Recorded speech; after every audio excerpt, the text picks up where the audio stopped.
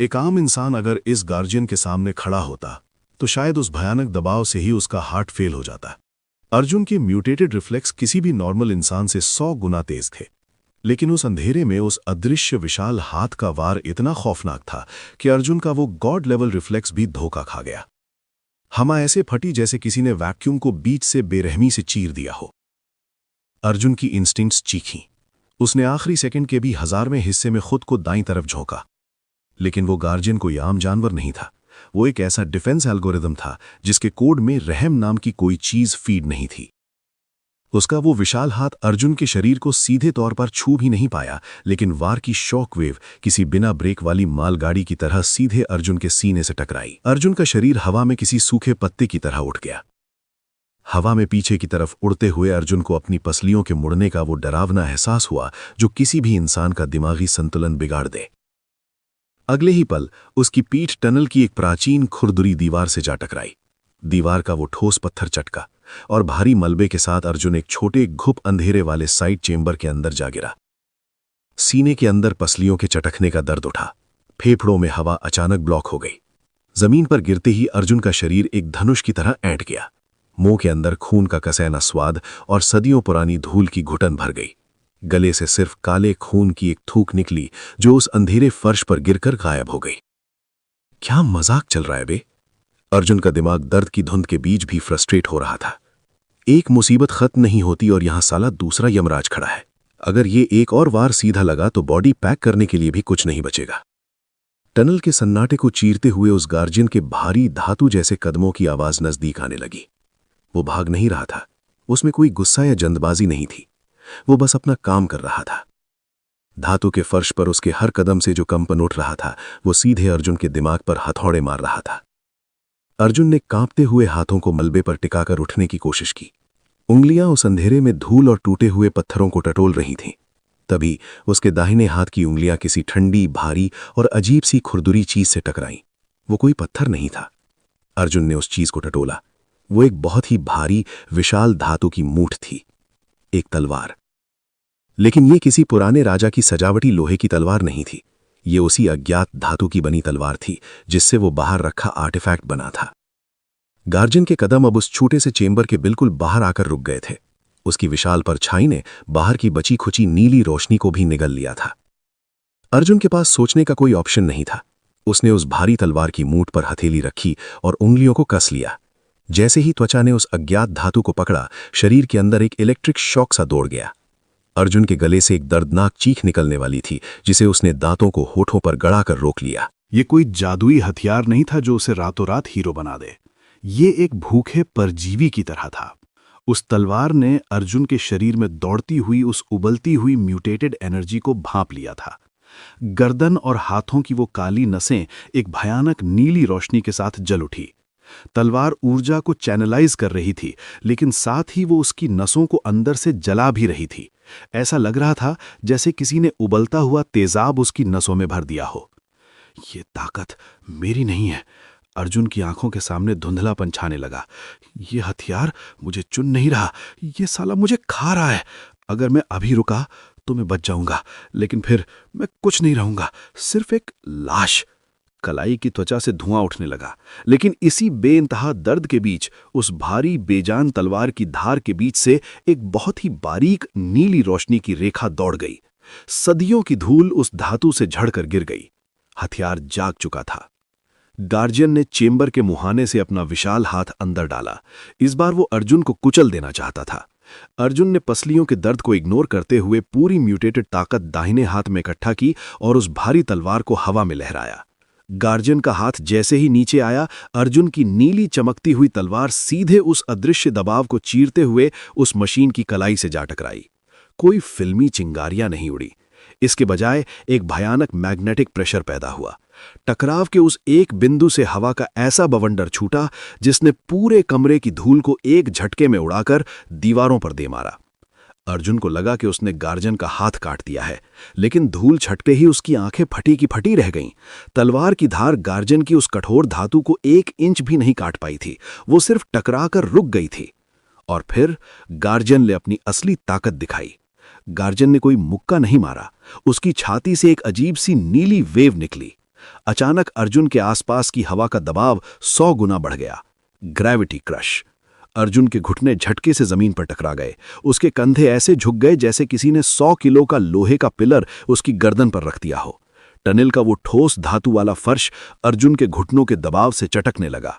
अर्जुन की सांसें पूरी तरह से ब्लॉक हो गईं, फेफड़े पिचकने लगे, उसकी आंखें लाल हो गईं और नसों में दौड़ता वो नीला खून अब त्वचा फाड़कर बाहर आने की धमकी दे रहा था। गार्जियन ने अपना दूसरा हाथ उठाया। वो इस ग्रेविटी क्रश में फंसे हुए अर्जुन का सिर एक ही बार में उड़ाने वाला था। ऐसे तो नहीं मरूंगा। अर्जुन ने तलवार को गार्जियन की तरफ नहीं बल्कि सीधे अपने ऊपर मौजूद चेंबर की पुरानी कमजोर छत की तरफ घुमाया।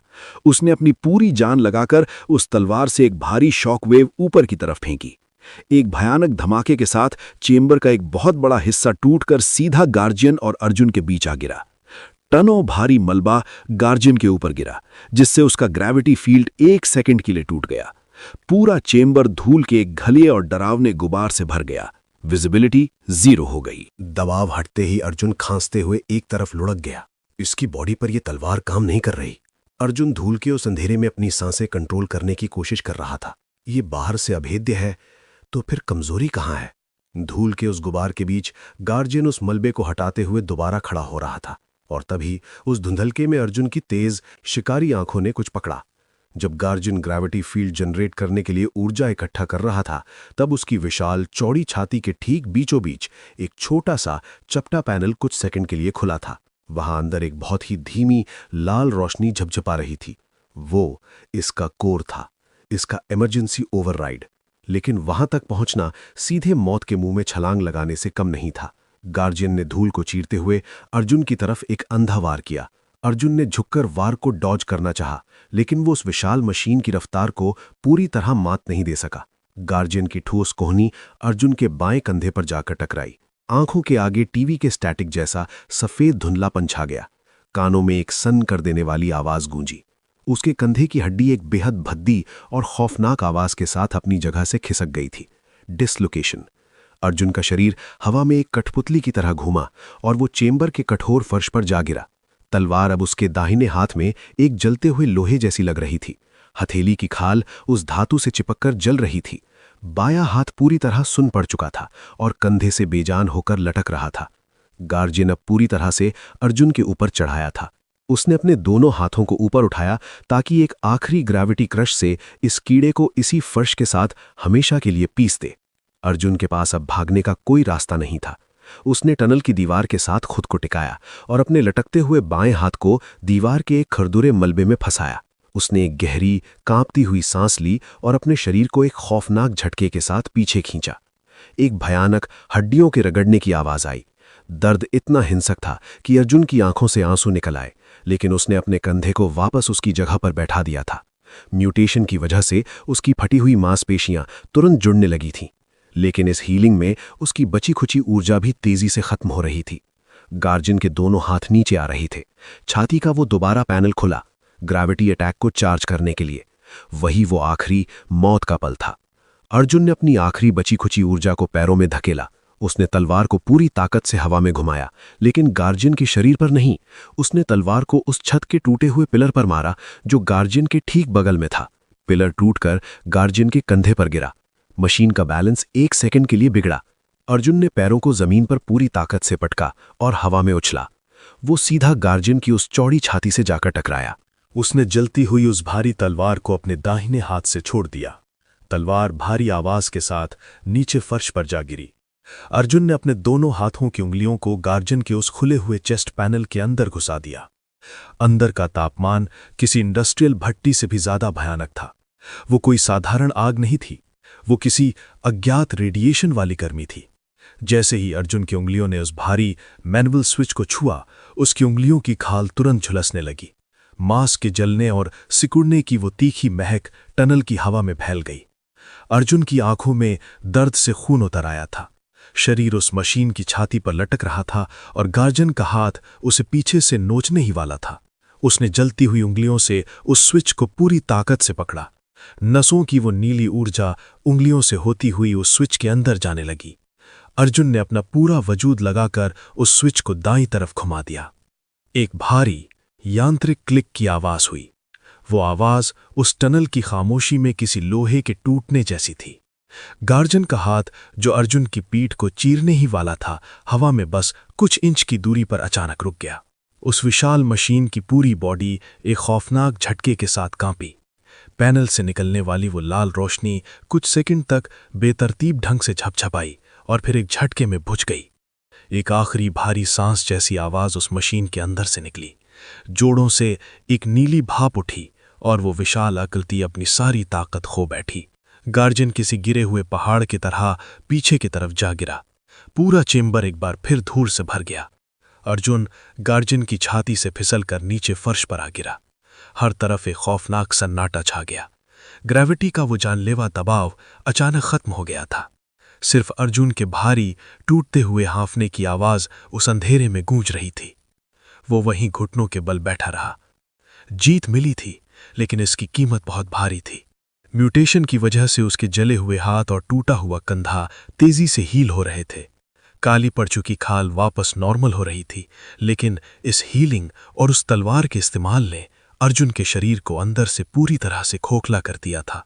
उसे एक भयानक, हड्डियों को गला देने वाली थकान महसूस हो रही थी। उसकी नसों में दौड़ने वाली वो ऊर्जा अब लगभग खत्म हो चुकी थी। वो तलवार उसका खून नहीं, उसकी लाइफ फोर्स भी गई थी। उसने मुंह से खून थूका। थोड़ी दूर पर मलबे के बीच वो भारी तलवार पड़ी थी। वो अब ठंडी हो चुकी थी। अर्जुन ने लड़खड़ाते कदमों से उस तलवार की तरफ कदम बढ़ाया। उसने अपने कांपते हुए हाथ से उस ठंडी मूठ को दोबारा पकड़ा। इस बार कोई दर्द नहीं हुआ। तलवार ने अपना काम कर दिया था। अर्जुन ने उस विशाल बेजान गार्जियन को देखा, जो टनल के और गहरे हिस्से की तरफ जाने वाले रास्ते के ठीक सामने गिरा पड़ा था। अर्जुन की नजरों ने उस घुप अंधेरे वाले रास्ते को देखा, जो अंदर और भी दूर जा रहा था। उसे अपनी रगों में इस बात का एहसास हो रहा था कि यह सिर्फ एक गार्जियन था। अंदर उस घुप अंधेरी की गहराई में शायद ऐसी सैकड़ों मशीनें दबी हुई थीं। लेकिन अर्जुन को अपना बचा खुचा दिमागी संतुलन अभी प्यारा था। वो अभी उस अंधेरे में जाने के लिए तैयार नहीं था। उसने तलवार को उठाया और उसे अपनी पीठ पर मौजूद पुरानी स्ट्रैप में फंसा लिया। अर्जुन पीछे मुड़ा और उस चौड़े टनल से बाहर निकलने वाले रास्ते की तरफ बढ़ गया। धूल में सनी अपनी स्पोर्ट्स बाइक को उठाया। एक साइड बुरी तरह खरोच खा चुका था, लेकिन इंजन सलामत था। उसने बाइक का क्लच दबाया और इंजन स्टार्ट किया। एक भारी दहाड़ के साथ बाइक उस अंधेरे को चीरती हुई आगे बढ़ी। कुछ मिनटों के सफर के बाद टनल का अंधेरा कम होने लगा। सामने से देवदार के पेड़ों की महक के साथ एक ताज़ा बर्फीली हवा का झोंका आया, जिसने चेहरे के जमे हुए खून को चीर दिया। अर्जुन उस मौत के टनल से बाहर निकल आया। सामने की दुनिया बदल चुकी थी। रात का वो खौफनाक तूफान और अंधेरा अब पीछे रह गया था। टनल के अंदर अर्जुन का जो खौफनाक खेल चला था, उसने आधी रात से लेकर अगली दोपहर तक का वक्त निगल लिया था। ये कोई बर्फीली चोटी नहीं थी, बल्कि हिमालय की निचली घनी पहाड़ियां थीं। चारों तरफ विशाल काले देवदार के जंगल थे। दोपहर के बावजूद वहां कोई तेज धूप नहीं थी। एक अजीब सी डरावनी धुंध ने उन जंगलों को अपनी चादर में लपेट रखा था। पेड़ों के बीच से छनकर आती हुई सूरज की कमजोर रोशनी उस जगह को और भी ज्यादा रहस्यमयी बना रही थी। यहां से मीलों दूर आसमान की छाती चीरती हुई हिमालय की वो असली बर्फीली चोटियां उस धुंध के ऊपर किसी सफेद दानव की तरह चमक रही थी। असली मंजिल वहीं थी। उसने अपनी कलाई को घुमाया और स्मार्ट वॉच की स्क्रीन पर नजर डाली। लाल रंग के डिजिटल नंबर लगातार पीछे की तरफ भाग रहे थे। अब उसकी बेतरतीब हो चुकी धड़कनें हमेशा के लिए रुकने में सिर्फ 57 घंटे और 14 मिनट बचे थे। अर्जुन ने अपनी बाइक रोकी और उन दूर खड़ी बर्फीली चोटियों को देखा। शरीर पूरी तरह से एग्जॉस्ट हो चुका था। उसे नहीं पता था कि शरीर के अंदर दौड़ता वो नीला जहर उसे कब मार देगा, लेकिन उसे ये पता था कि उसका असली सफर अब जाकर शुरू हुआ है। तभी उस दोपहर की खामोशी के बीच अर्जुन के ठीक पीछे उस टनल की अथाह गहराई के अंदर से एक बहुत ही धीमी गूंजती हुई यांत्रिक आवाज आई। अर्जुन ने पीछे मुड़कर नहीं देखा। उसने बाइक का गियर डाला, एक्सेलरेटर पूरी ताकत से घुमाया और उन घने देवदार के जंगलों की उस धुंध के अंदर ओझल हो गया। आखिर अब क्या होगा? धुंध इतनी घनी थी कि अगर कोई इंसान अपना हाथ भी आगे बढ़ाए तो उसे अपनी ही उंगलियां दिखाई न दे। हिमालय की इन निचली पहाड़ियों का सन्नाटा किसी वीरान मुर्दाघर से भी ज्यादा डरावना था। हवा में एक अजीब सी नमी और बर्फ की वो चुभन थी जो सीधे त्वचा को चीरते हुए हड्डियों तक पहुंच रही थी। उस खौफनाक सफेद धुंध को चीरती हुई अर्जुन की डैमेज स्पोर्ट्स बाइक एक पुरानी जर्जर सी पहाड़ी इमारत के सामने आकर रुकी। इमारत की लकड़ी की दीवारों पर काई जमी थी, छत के कुछ हिस्से टूटकर नीचे लटक रहे थे। बाहर एक जंग खाया हुआ लोहे का बोर्ड हवा में आवाज के साथ चरमरा रहा था, जिस पर आधी मिट चुकी स्याही से क्लिनिक लिखा था। यही वो जगह थी। अर्जुन ने इंजन बंद किया। बाइक से उतरते ही उसके पैर एक सेकंड के लिए लड़खड़ाए और उस बर्फ और कीचड़ से सनी जमीन पर धंसे। शरीर का हर एक जोड़, हर एक मांसपेशी ऐसे चीख रही थी जैसे उन्हें अंदर से काटा जा रहा हो। गार्जियन के साथ हुई उस खौफनाक लड़ाई ने उसकी सारी ऊर्जा खत्म कर दी थी। म्यूटेशन की उस डरावनी हीलिंग ने उसके घाव तो भर दिए थे, लेकिन इस हीलिंग की कीमत बहुत भारी थी। उसकी सारी एनर्जी खत्म हो चुकी थी। उसने अपनी कलाई को घुमाया। नॉर्मल स्मार्ट वॉच की स्क्रीन पर लाल रंग के डिजिटल नंबर बिना किसी रहम के लगातार पीछे की तरफ भाग रहे थे। 57 घंटे 9 मिनट। किस्मत भी साला मेरे साथ कोई बहुत ही भद्दा खेल खेल रही है। अगर इस लावारिस क्लिनिक में वो घड़ी नहीं मिली तो मेरा गेम यहीं ओवर है। दिमाग में चल रही इस बेबसी और फ्रस्ट्रेशन को इग्नोर करते हुए अर्जुन ने आगे कदम बढ़ाया और क्लिनिक के टूटे हुए लकड़ी के दरवाजे पर लात मारी। दरवाजा एक भद्दी चरमराती आवाज के साथ अंदर की तरफ खुला। अंदर का नजारा बाहर की उस धुंध से भी ज्यादा खौफनाक था। क्लिनिक का हर एक सामान टूटकर फर्श पर बिखरा पड़ा था। कांच की अलमारियां चकनाचूर थीं, दवाइयों की शीशियां खून से सनी जमीन पर कुचली हुई पड़ी थीं। हवा में लोहे के जंग और ताजे खून की वो तीखी महक थी जो किसी भी शिकारी के दिमाग में खतरे की घंटी बजाने के लिए काफी होती है। कमरे के ठीक बीचों बीच एक पुरानी रिवॉल्विंग कुर्सी पर उस डॉक्टर की लाश पड़ी थी। उसका गला एक कान से लेकर दूसरे कान तक बेहद सफाई से रेता गया था। उसका सफेद कोट खून से पूरी तरह लाल हो चुका था। यही वो डॉक्टर था जिसके पास वो टाइटेनियम वॉच होनी चाहिए थी जो अर्जुन के म्यूटेशन को कंट्रोल कर सकती थी। अर्जुन अभी उस लाश को देख ही रहा था कि उसके कानों ने हवा में एक बहुत ही हल्का सा बदलाव महसूस किया, कोई वाइब्रेशन। क्लिनिक के पिछले अंधेरे कमरों से लोगों के चलने की आहटें आनी शुरू हुईं। 1, 2, नहीं 5 लोग। अंधेरे को चीरती हुई 5 भारी भरकम आकृतियां बाहर आईं। ये कोई लोकल गुंडे नहीं थे। उनके शरीर पर ब्लैक ऑप्स वाले हैवी टैक्टिकल आर्मर थे। जांघों पर कॉम्बैट नाइफ टंगे थे और हाथों में साइलेंसर लगी हुई शॉर्ट बैरल असोर्ट राइफल्स थीं। उनके बीच से एक लंबा चौड़े कंधों वाला आदमी बाहर आया, मर्सनरीज का लीडर। उसका चेहरा शांत था, एक ऐसे प्रोफेशनल शिकारी की तरह जो अपने शिकार को तड़पता हुआ देखने का शौकीन हो। उस लीडर की टैक्टिकल बेल्ट में एक क्लिप से वो चीज लटक रही थी जिसे अर्जुन ढूंढ रहा था, खून से सनी हुई एक भारी स्लीक वॉच। अर्जुन की तेज शिकारी आंखों ने उस घड़ी को स्कैन किया और अगले ही सेकंड उसके दिमाग में एक झंझनाहट हुई।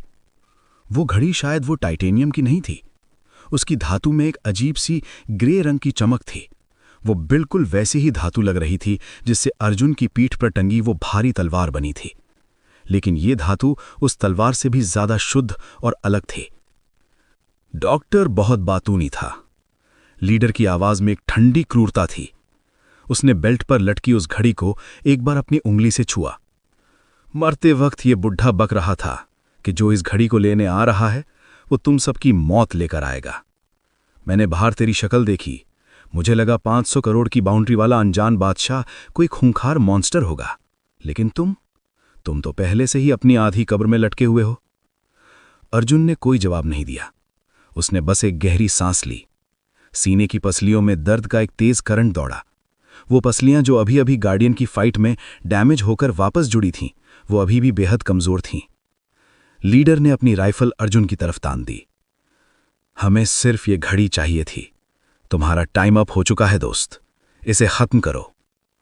लीडर का हुक्म मिलते ही 2 मर्सनरीज बिजली की रफ्तार से अर्जुन की तरफ लपके। उनके हाथों में चमकते हुए कॉम्बैट नाइफ थे। उन्हें लगा था कि यह थका हुआ इंसान बस एक झटके में ढेर हो जाएगा। यहीं उनसे वो गलती हो गई जो उन्हें अपनी जान देकर चुकानी थी। अर्जुन थका जरूर था, लेकिन उसके अंदर एक ट्रेंड बॉक्सर के वो रिफ्लेक्स थे जो उसकी हड्डियों और नसों में रचे बसे थे। वो रिफ्लेक्स जो सोचने से पहले काम करते थे। पहले मर्सनरी ने अर्जुन की गर्दन पर चाकू का एक सीधा वार किया। अर्जुन अपनी जगह से 1 इंच भी पीछे नहीं हटा। उसने एक प्रोफेशनल बॉक्सर की तरह एक परफेक्ट स्लिप किया। अपने सिर को बस कुछ मिलीमीटर दाईं तरफ झुकाया। चाकू की धार उसकी गर्दन को बस छूती हुई निकल गई। उसी मोमेंटम का इस्तेमाल करते हुए अर्जुन ने अपना बायां पैर आगे निकाला, अपनी पूरी बची खुची ताकत को अपने बाएं मुक्के में खींचा और एक खौफनाक लिवर ब्लो सीधे उस मर्सनरी की पसलियों के ठीक नीचे जड़ दिया।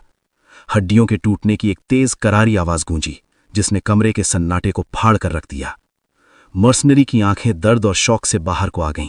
हवा उसके फेफड़ों से एक झटके में निकल गई। वो बिना कोई चीख निकाले सीधे फर्श पर जा गिरा। दूसरा मर्सनरी ये देखकर एक पल के लिए ठिठक गया। वही एक पल अर्जुन के लिए काफी था। अर्जुन ने अपने शरीर का पूरा वजन दाहिने पैर पर डाला और एक ब्रूटल अपरकट सीधे उस दूसरे मर्सनरी के जबड़े पर दे मारा। इम्पैक्ट इतना भयानक था कि मर्सनरी का जबड़ा अपनी जगह से खिसक गया। उसके मुंह से खून और दांतों के टुकड़े हवा में उछल गए। उसका भारी शरीर हवा में 1 फीट ऊपर उठा और वो पीछे रखी कांच की अलमारी को चकनाचूर करता हुआ जा गिरा। 5 सेकंड, सिर्फ 5 सेकंड में 2 ट्रेंड हत्यारे फर्श पर पड़े थे। अभी भी गेम में हूं, अर्जुन ने अपनी खून से सनी मुट्ठी को खोला और बंद किया। लेकिन तभी थकान का वो जानलेवा बैकलैश हिट हुआ। अर्जुन की आंखों के सामने अचानक अंधेरा छाने लगा। सीने के अंदर दिल एक अजीब सी बेतरतीब लय में धड़कने लगा। उसकी मांसपेशियां अकड़ रही थीं। उसके पैर कांपने लगे। बायां घुटना एक झटके से फर्श पर जा टिका। फेफड़े ऐसे जल रहे थे जैसे उनमें किसी ने उबलता हुआ सीसा भर दिया हो। गार्जियन की फाइट का एग्जॉशन अब उसके शरीर पर असर दिखा रहा था। लीडर की वो ठंडी मुस्कान वापस आ गई। बस, ताकत खत्म। लीडर ने बाकी बचे 2 मर्सनरीज को इशारा किया। इस बार वो कोई चांस नहीं ले रहे थे। उन्होंने अपनी राइफल्स पीछे लटकाईं और टैक्टिकल बेल्ट से भारी लोहे के बैटन्स निकाल लिए। अर्जुन ने अपनी पीठ पर टंगी उस भारी कॉस्मिक तलवार के हत्थे को पकड़ना चाहा, लेकिन उसके हाथों में अब एक खाली गिलास उठाने तक की भी ताकत नहीं बची थी। वो निहत्था था और शरीर अब कमांड नहीं ले रहा था। तीसरे मर्सनरी ने पूरी ताकत से वो भारी लोहे का बैटन अर्जुन के बाएं कंधे पर दे मारा, ठीक उसी जगह जो कुछ घंटे पहले डिसलोकेट हुआ था। एक सन्न कर देने वाला दर्द अर्जुन की रीढ़ की हड्डी में दौड़ गया। उसके मुंह से एक दबी हुई चीख निकल गई। वो बैलेंस खोकर फर्श पर लुढ़क गया। लड़ाई अब खत्म हो चुकी थी। अब सिर्फ एक तरफा मार पड़ रही थी। चौथे मर्सनरी ने अपने भारी कॉम्बैट बूट से अर्जुन के पेट पर एक खौफनाक लात मारी। अर्जुन हवा में घिसटता हुआ उस टूटी हुई डेस्क से जा टकराया। मुंह से काले खून की एक उल्टी हुई। मर्सनरीज उस पर टूट पड़े। लोहे के बैटन्स की हर एक मार अर्जुन की मांसपेशियों को फाड़ रही थी। पसलियों पर पड़ने वाले वार उसे मौत के किनारे की तरफ ढकेल रहे थे। खून उसके चेहरे से बहकर क्लिनिक के फर्श पर फैल रहा था। उठ, उठ जा। अर्जुन का दिमाग चीख रहा था, लेकिन शरीर पूरी तरह सुन्न पड़ चुका था। लीडर धीरे धीरे चलकर अर्जुन के पास आया। उसने हाथ के एक इशारे से अपने आदमियों को रुकने को कहा। अर्जुन फर्श पर पड़ा हुआ था। उसकी सांसें उखड़ रही थीं। विजन लगभग ब्लैकआउट हो चुका था। वो सिर्फ मौत को अपने सामने खड़ा देख रहा था। उसकी अपनी नॉर्मल स्मार्ट वॉच का अलार्म अब भी बिना आवाज के उसकी कलाई पर वाइब्रेट कर रहा था। उसे याद दिला रहा था कि टाइम खत्म हो रहा है। मर्सनरी लीडर ने अपना भारी पैर सीधा अर्जुन की गर्दन पर रख दिया और राइफल का बैरल उसके माथे पर टिका दिया। वक्त खत्म। अब बस मिट्टी में मिलना बाकी है। अर्जुन के गले से एक खौफनाक गड़गड़ाहट निकली। शरीर में उठने वाले उस जानलेवा दर्द और सुन्न पड़ते दिमाग के बावजूद उसकी आखिरी सर्वाइवल इंस्टिंक्ट ने जोर मारा। उसने अपने कांपते खून से सने बाएं हाथ को जमीन पर घिसटा और लीडर का पैर कसकर पकड़ लिया, ठीक उसी जगह जहां लीडर की बेल्ट से वो टाइटेनियम वॉच लटक रही थी। अर्जुन का वो म्यूटेटेड खून उस अनजान टाइटेनियम जैसे दिखने वाले धातु पर लग गया। मिट्टी में सिर्फ मुर्दे दबते हैं। अर्जुन ने मुंह में भरा खून साइड में थूका। उसकी आवाज अब किसी इंसान जैसी नहीं लग रही थी। और मेरी मौत में अभी काफी समय बाकी है। जैसे ही वो म्यूटेटेड खून उस अज्ञात धातु से रिएक्ट किया, कमरे का तापमान एक झटके में भट्टी जैसा हो गया। लीडर की बेल्ट में टंगी वो ठोस वॉच अचानक किसी खौलते हुए लिक्विड में बदलने लगी। ये क्या बकवास है? लीडर बुरी तरह चीखा। वो पिघलता हुआ मेटल उसकी बेल्ट और कॉम्बैट पैंट्स को जला रहा था। उसने घबराकर अपनी बेल्ट का बकल खोला और उस पिघलती हुई घड़ी को जमीन पर झटक दिया। बाकी दोनों मर्सनरीज जो अर्जुन को मारने के लिए खड़े थे, एक पल के लिए इस खौफनाक नजारे को देखकर ठिठक गए। वो पिघला हुआ लिक्विड मेटल जमीन पर फैला नहीं, वो किसी जीवित परजीवी की तरह एक आकार ले रहा था। वो खून के प्यासे कीड़े की तरह रेंगता हुआ सीधा अर्जुन के उस घायल खून से सने हाथ की तरफ बढ़ा। लीडर की आंखें खौफ से चौड़ी हो गईं।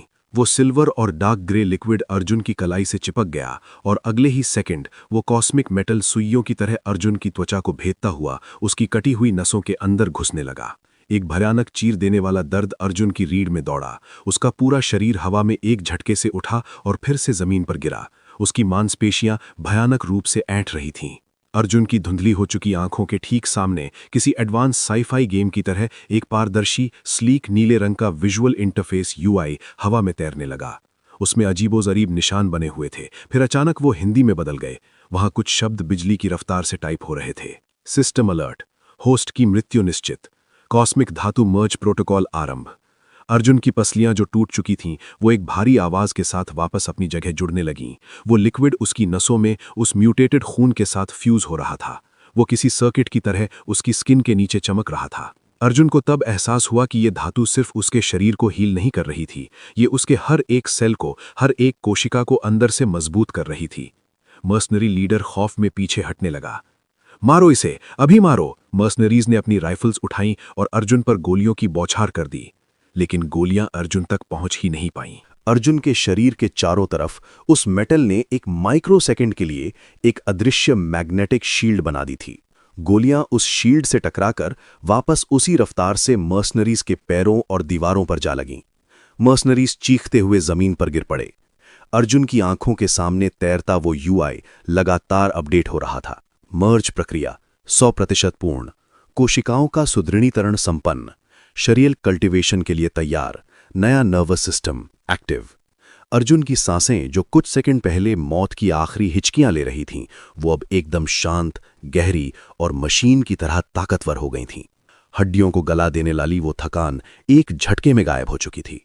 अर्जुन धीरे धीरे अपनी जगह से खड़ा हुआ। उसकी कलाई के स्मार्ट वॉच पर अब भी टाइमर चल रहा था, पर इसका अब कोई मतलब नहीं था, क्योंकि वो 57 घंटे का टाइमर अब हमेशा के लिए खत्म हो चुका था। वो पूरा का पूरा मेटल उसकी कलाई की नसों और त्वचा के साथ मिलकर एक बहुत ही स्लीक बायोमेटल आर्मर के पैटर्न में बदल चुका था। अर्जुन ने अपनी आंखें खोली। उसकी आंखों का रंग अब नॉर्मल नहीं था। उसकी पुतलियों के अंदर एक गहरा चमकता हुआ नीला रंग था, एक ऐसा रंग जिसमें मौत की खामोशी और मशीन का परफेक्ट कैलकुलेशन दोनों एक साथ मौजूद थे। लीडर फर्श पर पड़ा पीछे खिसकने की कोशिश कर रहा था। उसकी आंखों में अब एक प्रोफेशनल शिकारी का गुरूर नहीं, बल्कि एक मनोवैज्ञानिक खौफ था। उसे पहली बार महसूस हुआ कि वो किसी इंसान का नहीं, एक बीस्ट का शिकार करने आ गया था। तुम क्या चीज हो? लीडर की आवाज कांप रही थी। अर्जुन ने कोई जवाब नहीं दिया। उसने बस अपनी उस नई धातु से फ्यूज हो चुकी कलाई को हल्का सा घुमाया। हवा में एक बेहद तेज हाई फ्रीक्वेंसी वाइब्रेशन गूंजा। क्लिनिक के अंदर हवा का दबाव अचानक इतना बढ़ गया कि लीडर के कानों से खून रिसने लगा। ग्रेविटी जैसे दोगुनी हो गई थी। अर्जुन के शरीर से एक नीले रंग की भयानक शॉकवेव निकली। धमाका इतना पावरफुल था कि लीडर और उसके बचे हुए दोनों गुंडे हवा में उड़े और क्लिनिक की कंक्रीट की दीवारों से इतनी जोर से टकराए कि दीवारें चटक गईं। वो तीनों बेजान होकर जमीन पर गिर पड़े। पूरा क्लिनिक अब एक शमशान बन चुका था। धुंध बाहर अभी भी खामोश थी। अर्जुन अपनी जगह पर खड़ा था। वो उस अनजान धातु अपनी स्किन के नीचे महसूस कर सकता था। वो अब उसका हिस्सा थी। उसकी आंखों के सामने वो कूल साईफाई यूआई एक बार फिर ब्लिंक हुआ। एवोल्यूशन स्टेज 1 सफल। आखिर अब क्या होगा?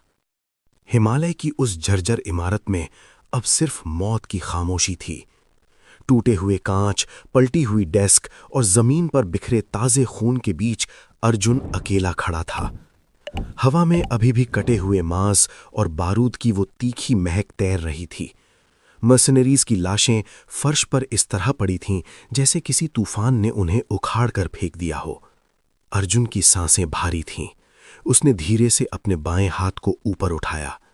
कलाई पर अब कोई स्मार्ट वॉच नहीं थी। उस अनजान धातु का लिक्विड उसकी नसों और त्वचा के साथ मिलकर एक ऐसा स्लीक ग्रे रंग का पैटर्न बना चुका था जो किसी बाहरी मशीन का हिस्सा नहीं, बल्कि उसकी अपनी बॉडी का हिस्सा लग रहा था। अभी वो अपनी कलाई को घूर ही रहा था कि उसके दिमाग के अंदर एक तेज झंझनाहट हुई। कोई बाहरी आवाज नहीं थी, बस उसकी ऑप्टिक नर्व में एक तेज खिंचाव महसूस हुआ। अगले ही सेकंड उसकी आंखों के रेटिना पर एक पारदर्शी नीले रंग का डिजिटल ग्रिड फ्लैश हुआ। अर्जुन के कदम एक पल के लिए पीछे लड़खड़ाए। उसने आंखें जोर से भींची और वापस खोलीं, लेकिन वो नीली रोशनी अभी भी उसकी नजरों के ठीक सामने तैर रही थी। उस डिजिटल ग्रिड पर कुछ शब्द बिजली की रफ्तार से टाइप होने लगे। System interface online, system binding bonus 300 store points प्राप्त हुए। नाम अर्जुन, प्रजाति इंसान, cultivation tier 2 enhanced human. Arjun की धड़कनें तेज हो गईं। ये कोई मतिभ्रम नहीं था, ये कोई सपना नहीं था। उसके नर्वस सिस्टम के साथ कोई बेहद एडवांस चीज जुड़ चुकी थी, जो सीधे उसकी आंखों में डेटा फीड कर रही थी। इससे पहले कि वो इस झटके से बाहर आ पाता, हवा में तैरते उस नीले इंटरफेस पर एक नया पॉपअप उभरा। मुख्य मिशन, रायचंद ग्रुप का पूर्ण टेक ओवर, कठिनाई स्तर डी रैंक, इनाम 500 स्टोर पॉइंट्स। रायचंद ग्रुप का पूर्ण टेक ओवर। अर्जुन के होठों पर एक ठंडी मुस्कान आ गई। सिस्टम जानता था कि उसके दिमाग में क्या चल रहा है। उसकी सारी मेहनत, उसका सारा खून उसी एक साम्राज्य के लिए बहा था, जो अब गद्दारों के हाथ में था। लेकिन उसके दिमाग में एक शब्द लगातार हथौड़े मार रहा था, कल्टीवेशन टीयर। कल्टीवेशन? कैसे? इस पृथ्वी पर तो हवा और प्रदूषण के सिवा कुछ नहीं था। उसने बस अपने दिमाग में यह सवाल सोचा ही था कि सिस्टम का यूआई एक झटके में बदला। अलर्ट, पृथ्वी पर कॉस्मिक ऊर्जा सक्रिय नहीं है। ये एक डेड जोन है। होस्ट के शरीर में मौजूद कॉस्मिक धातु और सिस्टम स्टोर के संसाधन ही कल्टीवेशन ऊर्जा के प्राथमिक स्रोत हैं। कॉस्मिक। उसने अपनी कलाई पर बने उस स्लीक मेटल पैटर्न को देखा। ये कोई रैंडम म्यूटेशन नहीं था। ये जो भी था, ये इस दुनिया का था ही नहीं। उसकी नजर पास ही मलबे में पड़ी उस भारी तलवार पर गई, वही तलवार जिसने गार्डियन की लड़ाई में उसकी सारी ऊर्जा चूस ली थी। अर्जुन ने आगे बढ़कर उस तलवार के भारी हैंडल को पकड़ा। धातु की वो जमा देने वाली ठंडक सीधे उसकी नसों में उतरी। इसे एनालाइज करो, अर्जुन ने बिना कुछ बोले अपने दिमाग से कमांड दी। उसकी आंखों के रेटिना पर फ्लैश होता हुआ डेटा तेजी से बदलने लगा। स्कैनिंग संपन्न। वस्तु कॉस्मिक धातु तलवार। ऊर्जा प्रवाह +50%। चेतावनी उच्च ऊर्जा दबाव।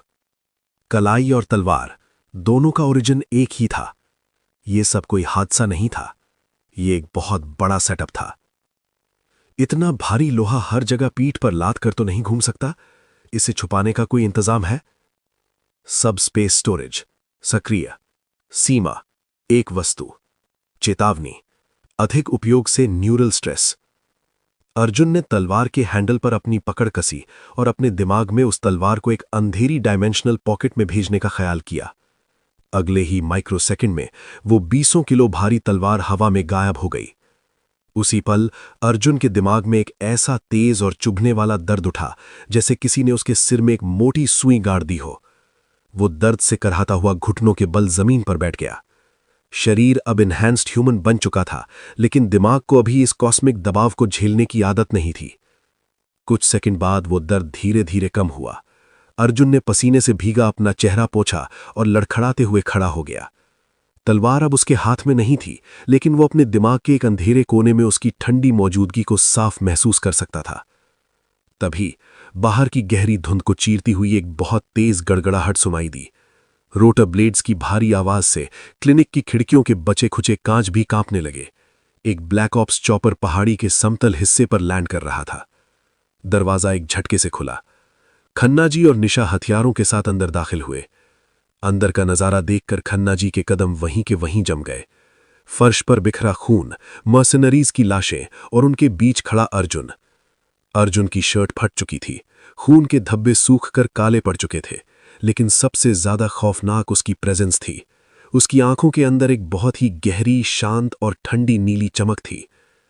निशा की पैनी नजरें फर्श पर पड़े मर्सनरी लीडर की लाश पर गईं। वो उस ब्लैक ऑप्स गियर को पहचानती थीं। तुम्हारे पीछे अंडरवर्ल्ड नहीं, अब प्रॉपर कॉर्पोरेट मर्सनरीज पड़े हैं। निशा ने अपनी राइफल नीचे की, लेकिन उसकी आंखों में एक अजीब सी चेतावनी थी। रिया ने अपनी हैकिंग से वो 500 करोड़ की बाउंटी पूरी तरह हटवा दी है। ट्रैकर्स को डार्क वेब से वाइप कर दिया है। निशा अर्जुन के और करीब आई। उसे अर्जुन के शरीर से एक अजीब सा दबाव महसूस हो रहा था। अब जो भी आएंगे वो चंद पैसों के लिए नहीं आएंगे, वो कंट्रोल के लिए आएंगे। निशा ने क्लिनिक के बाहर इशारा किया, चलो यहां से। अर्जुन ने बिना कुछ कहे बाहर की तरफ कदम बढ़ा दिए। बाउंटी तो बस शिकार को बाहर निकालने का एक तरीका था निशा। अब जब शिकार मारे जा चुके हैं तो चारे की जरूरत भी नहीं है। चॉपर ने हिमालय की उस बर्फीली पहाड़ी से उड़ान भरी। मुंबई का रास्ता लंबा था। अर्जुन केबिन में खामोश बैठा था। बाहर बर्फीली हवाएं चल रही थीं, लेकिन केबिन के अंदर एक अजीब सा सन्नाटा था। उसने अपनी आंखें बंद की और अपने दिमाग को सिस्टम इंटरफेस की तरफ मोड़ा। गार्जियन के वक्त वाली वो जादुई म्यूटेंट हीलिंग अब हमेशा के लिए खत्म हो चुकी थी। अब उसे अपनी हर पावर, हर रिकवरी कल्टीवेशन के जरिए कमानी थी। सिस्टम स्टोर दिखाओ। उसकी आंखों के रेटिना पर एक नया ग्रिड खुला। वहां सैकड़ों आइटम्स थे, cosmic armour, void blades, teleportation rings, लेकिन उनके नीचे लिखी कीमतें लाखों पॉइंट्स में थी। अर्जुन की नजर अपने बैलेंस पर गई। 300 पॉइंट्स। उसकी नजर एक छोटे से आइटम पर टिक गई। Basic cosmic energy stone. कीमत 200 पॉइंट्स। उपयोग प्राथमिक कल्टीवेशन ऊर्जा। इसे खरीदो। Points deducted -200। Balance 100 points. Arjun ने अपना हाथ खोला। एक छोटा सा गहरे नीले रंग का पत्थर उसकी हथेली पर आ गया, जिसमें से हल्की हल्की रोशनी धड़क रही थी। चेतावनी, ऊर्जा का घनत्व उच्च है। नियंत्रण खोने की स्थिति में आंतरिक अंग नष्ट हो सकते हैं। सिस्टम की टोन में कोई हमदर्दी नहीं थी। वो सिर्फ एक कोल्ड कैलकुलेटेड मशीन थी। अर्जुन ने उस पत्थर को अपनी दोनों हथेलियों के बीच दबाया और सिस्टम की गाइड के हिसाब से ऊर्जा को अपने अंदर खींचना शुरू किया। और तभी एक भयानक शॉक लगा। जैसे ही वो ऊर्जा अर्जुन की नसों में उतरी, उसे लगा जैसे उसने किसी जिंदा ग्रेनेड को निगल लिया हो। वो कॉस्मिक ऊर्जा किसी खूंखास जंगली जानवर की तरह उसकी नसों में दौड़ने लगी। अर्जुन का शरीर इस अचानक आए दबाव को झेल नहीं पा रहा था। उसका टियर 2 का शरीर इस बेहिसाब ऊर्जा के लिए एक बहुत छोटा बर्तन साबित हो रहा था। उसकी आंखें अचानक लाल हो गईं, विजन धुंधलाने लगा। सीने के अंदर दिल की धड़कनें इतनी बेतरतीब हो गईं कि लगा सीना फाड़कर बाहर आ जाएंगी। अगर मैंने अभी कंट्रोल नहीं किया तो ये पावर मुझे बचाएगी नहीं, अंदर से फाड़कर खत्म कर देगी। अर्जुन का दिमाग चीख रहा था। उसने अपनी सारी इच्छा शक्ति को इकट्ठा किया। उसने उस जंगली ऊर्जा को अपने फेफड़ों और नसों से धकेलकर अपनी हड्डियों के गूदे की तरफ मोड़ना शुरू किया। हर एक सेल, हर एक कोशिका उस ऊर्जा को सोखने के लिए संघर्ष कर रही थी। उसे ऊर्जा मिल नहीं रही थी, उसे अपने ही शरीर के अंदर उस ऊर्जा के लिए जबरदस्ती जगह बनानी पड़ रही थी। चॉपर के अंदर का तापमान अचानक बढ़ गया था। अर्जुन के माथे और रोम छिद्रों से पसीने की बूंदें नहीं, बल्कि एक गाढ़ा काले रंग का तरल बाहर निकलने लगा। वो काला तरल सिर्फ गंदगी नहीं था, वो उसके पुराने म्यूटेशन का जला हुआ, सड़ा हुआ अवशेष था। अर्जुन ने गहरी कांपती हुई सांस ली। उसका सीना अभी भी तेजी से ऊपर नीचे हो रहा था। उसके हाथों में एक हल्का सा ट्रेमर था। उसने अपनी उंगलियों को देखा जो अभी भी कांप रही थीं। ये ताकत मेरे कंट्रोल में है या मैं इसके? उसकी टूटी हुई पसलियां पूरी तरह से ठीक नहीं हुई थीं। उनमें अभी भी एक धीमा दर्द बाकी था, लेकिन बदलाव साफ था। उसकी हड्डियां अब पहले से कहीं ज्यादा डेंस और ठोस महसूस हो रही थीं। घंटों बाद चॉपर ने मुंबई की स्काईलाइन को छुआ। हिमालय का वो खामोश और बर्फीला डेड जोन अब पीछे रह गया था। नीचे कंक्रीट का एक विशाल जंगल था जो अपनी ही चमक में अंधा हो रहा था। यहां के राक्षस सूट पहनते थे और बंद कमरों में कत्ल करते थे। चॉपर सीधे एक प्राइवेट अंडरग्राउंड सेफ हाउस के हेलीपैड पर लैंड हुआ। सेफ हाउस का भारी स्टील का दरवाजा खुला। सारा वहां एक बड़ी सी डिजिटल टेबल के पास खड़ी थी। उसके चेहरे पर कई रातों की नींद ना पूरी होने की थकावट साफ दिख रही थी। उसकी आंखों के नीचे डार्क सर्कल्स थे, लेकिन उसकी रीढ़ की हड्डी एकदम सीधी थी। तुम सोई नहीं हो सर? सोने के लिए कंपनी का बचना जरूरी है सर। सारा ने एक मोटी काली फाइल आगे सरका दी। हालात हमारे हाथ से निकल रहे हैं सर। सारा ने स्क्रीन पर कुछ डेटा स्वाइप किया। शेयर्स क्रैश करवाए जा रहे हैं ताकि कंपनी की वैल्यू मिट्टी में मिल जाए, और फिर वो लोग कंपनी के सबसे बड़े और कीमती एसेट्स को कौड़ियों के दाम पर अपनी शेल कंपनीज को बेच रहे हैं। अर्जुन ने फाइल खोली। पन्नों पर उन लोगों के नाम थे जो कभी उसके पिता के सामने सिर झुकाए खड़े रहते थे। अर्जुन की आंखों में कोई गुस्सा नहीं था, बस एक जमा देने वाला कैलकुलेशन था। इन लोगों ने कंपनी नहीं लूटी। अर्जुन ने फाइल को टेबल पर वापस फेंक दिया। इन गद्दारों ने मेरी गैर मौजूदगी का फायदा उठाया है। सारा ने एक और तस्वीर फाइल के ऊपर रखी। कल सुबह 10 बजे एक इमरजेंसी बोर्ड मीटिंग बुलाई गई है। वो ऑफिशियली आपको चेयरमैन की कुर्सी से हटाने का रेजोल्यूशन पास करने वाले हैं। उनका मानना है कि आप हिमालय में मारे जा चुके हैं। तभी अर्जुन की आंखों के रेटिना पर वो कूल नीली रोशनी एक बार फिर फ्लैश हुई। मिशन रिमाइंडर, रायचंद ग्रुप का पूर्ण टेकओवर। करंट ऑब्जेक्टिव, कल की बोर्ड मीटिंग में प्रभुत्व स्थापित करें। उन्होंने जश्न मनाने में कुछ ज्यादा ही जल्दी कर दी। अर्जुन मुड़कर सेफ हाउस की विशाल कांच की खिड़की से मुंबई शहर को देखने लगा। सारा, सिस्टम्स को हैक करने के लिए तैयार रहो। कल मुझे उनके स्विस बैंक अकाउंट से लेकर उनके हर एक काले कारनामे का डेटा मेरी आंखों के सामने चाहिए। हो जाएगा सर, सारा ने बिना पलक झपकाए जवाब दिया। अर्जुन ने कांच के पार देखा। शहर की पीली रोशनियां उसकी आंखों की ठंडी नीली कॉस्मिक चमक के सामने भीगी पड़ रही थीं। मीटिंग कल है। अर्जुन की आवाज उस सेफ हाउस में गूंजी, पर डर आज रात से शुरू होगा। आखिर अब क्या होगा? रात का अंधेरा मुंबई की स्काईलाइन पर एक काली चादर की तरह बिछा हुआ था। अंडरग्राउंड सेफ हाउस की विशाल कांच की खिड़की के सामने अर्जुन खड़ा था। वो शहर की पीली रोशनियों को नहीं, बल्कि कांच पर उभरते अपनी ही परछाई को घूर रहा था। कमरे में एक जमा देने वाला सन्नाटा था। कलाई पर वो स्लीक ग्रे मेटल पैटर्न अभी भी हल्का हल्का धड़क रहा था। कॉस्मिक ऊर्जा का वो पहला झोंका, वो 20 मिनट का जानलेवा कल्टीवेशन उसके शरीर को अभी भी अंदर से तोड़ रहा था। पसलियों में एक चुपता हुआ दर्द था जो हर सांस के साथ बढ़ रहा था। ऊर्जा का एक हिस्सा उसकी नसों में जम गया था, लेकिन बाकी जो शरीर सोख नहीं पाया वो एक अशुद्ध नीली धुंध बनकर हवा में उड़ गया था। अगर मैं अभी झुक गया तो ये कॉर्पोरेट गिद्ध मुझे हमेशा के लिए नोच खाएंगे। अर्जुन का चेहरा एकदम शांत था। ताकत मिलना आसान था, उसे अपने अंदर जगह देना मुश्किल था। अब उसे अपनी ताकत का दिखावा नहीं करना था, उसे सिर्फ फैसले सुनाने थे। सारा की उंगलियों की कीबोर्ड पर तेजी से चलने की आवाज ने उस सन्नाटे को तोड़ा। शर्मा, मेहता और 2 और बोर्ड मेंबर, हर नाम के साथ अर्जुन के दिमाग में एक नया डेटा रजिस्टर हो गया। कौन किसके साथ है, कौन किसको बेच चुका है, कौन किस बात से डरता है। अब वो कोई बेचारा वारिस नहीं था जो अपना हक मांगने जा रहा था, वो एक शिकारी था जो अपने शिकार की कमजोरियां गिन रहा था। अर्जुन ने अपनी आंखें बंद की और अपने दिमाग के इंटरफेस को ट्रिगर किया। System interface online, cellular load अस्थिर, न्यूरल स्ट्रेस उच्च, चेतावनी असफलता की स्थिति में आंतरिक अंग नष्ट हो सकते हैं, लंबा शारीरिक संघर्ष टाला जाए। सिस्टम की टोन में कोई हमदर्दी नहीं थी, वो एक बेरहम मशीन थी जो उसे बता रही थी कि उसका शरीर अभी तक पूरी तरह से कॉस्मिक एवोल्यूशन को पचा नहीं पाया है। अर्जुन ने उस लाल रंग की वार्निंग को अनदेखा नहीं किया, उसने उसे एक्सेप्ट किया।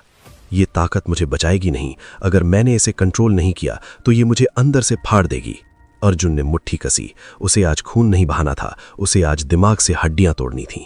रायचंद टावर, कांच और स्टील से बनी वो 60 मंजिला इमारत मुंबई के आसमान को चीर रही थी। बाहर गार्ड्स, हाईटेक कैमरे, चमकती हुई कारें, सब कुछ एकदम साफ और परफेक्ट था। सब कुछ नकली था। मेन लॉबी के भारी कांच के दरवाजे खुले। अर्जुन अंदर दाखिल हुआ।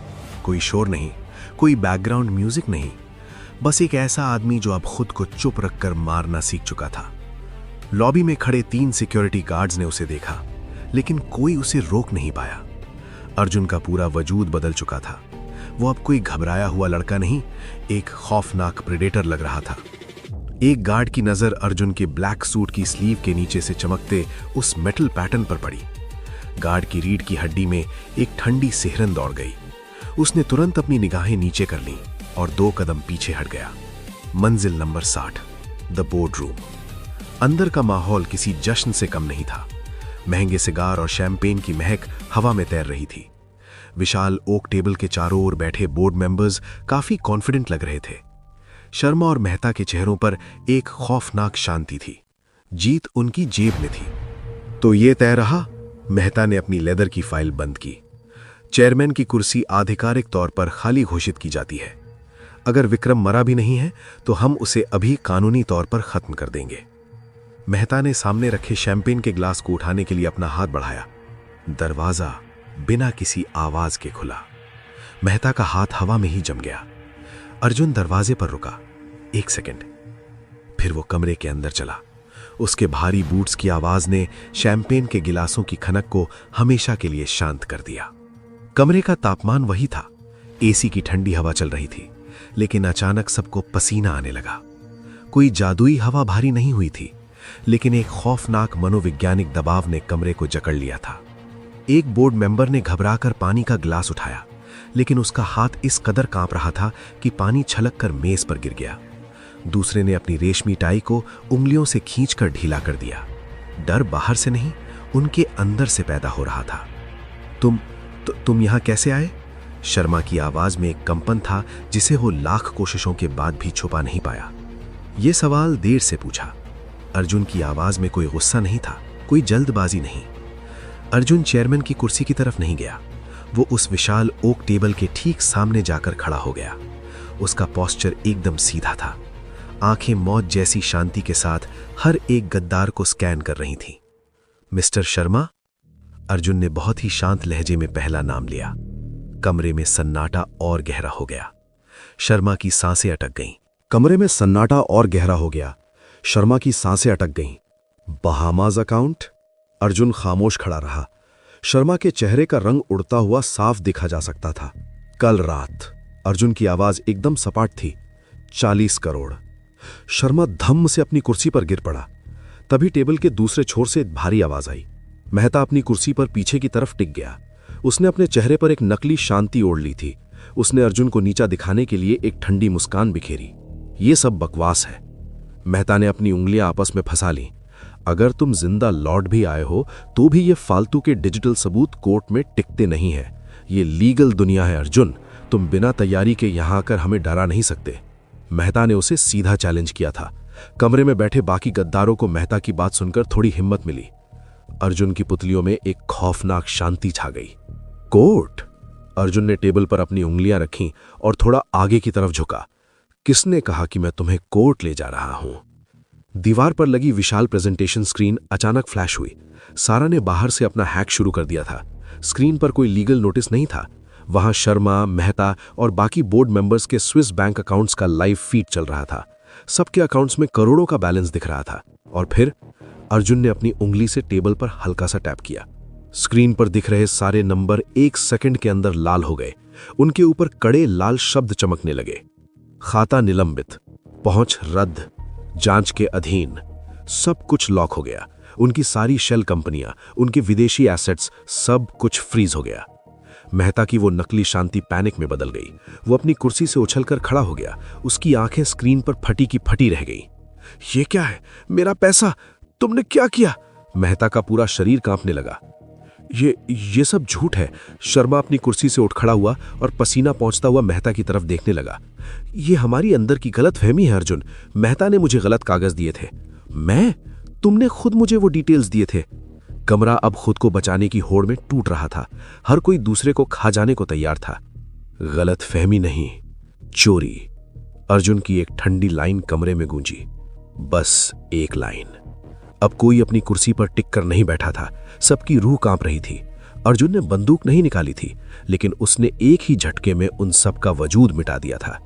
मेहता के होंठ कांप रहे थे, लेकिन उसने अपनी फाइल को कसकर पकड़ लिया। ये टेम्पररी है। मेहता लगभग चीख पड़ा। तुम इसे होल्ड नहीं कर पाओगे अर्जुन। कल सुबह तक मेरे लॉयर्स इस फ्रीज को हटा देंगे। अर्जुन ने बोलने से पहले 1 सेकंड का पॉज लिया। उसने अपनी भारी होती सांसों को कंट्रोल किया। कल्टीवेशन का स्ट्रेस उसके गले तक आ रहा था, लेकिन उसने उसे बाहर नहीं आने दिया। टेम्पररी? अर्जुन ने अपनी गर्दन हल्की सी तिरछी की। तुम्हारा वजूद ही टेम्पररी था मेहता।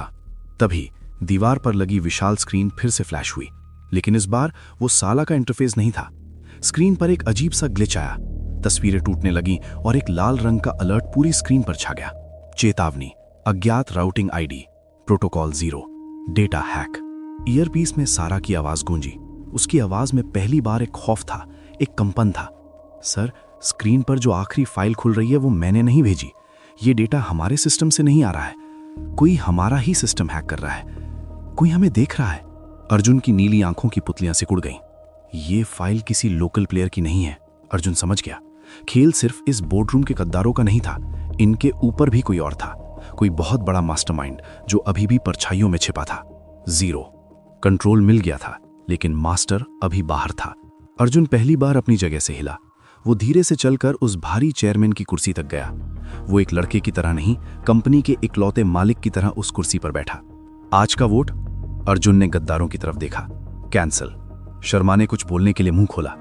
अर्जुन ने स्क्रीन की तरफ इशारा किया जहां उनके अकाउंट्स का सस्पेंडेड स्टेटस अभी भी चमक रहा था। बाहर निकलो, इससे पहले कि मुझे खिड़कियां खोलनी पड़े। कमरे में एक भयानक सन्नाटा छा गया। गद्दार एक एक करके अपनी फाइलें छोड़कर पसीने से लथपथ सिर झुकाए बोर्डरूम से बाहर निकलने लगे। मेहता ने आखिरी बार अर्जुन को देखा, लेकिन अर्जुन की आंखों की ठंडक देखकर उसकी कुछ भी बोलने की हिम्मत नहीं हुई। बोर्डरूम खाली हो चुका था। जैसे ही आखिरी गद्दार बाहर गया और दरवाजा बंद हुआ, अर्जुन ने अपनी आंखें बंद कर लीं। कलाई में धंसा वो मेटल एक दहकते हुए कोयले की तरह जलने लगा।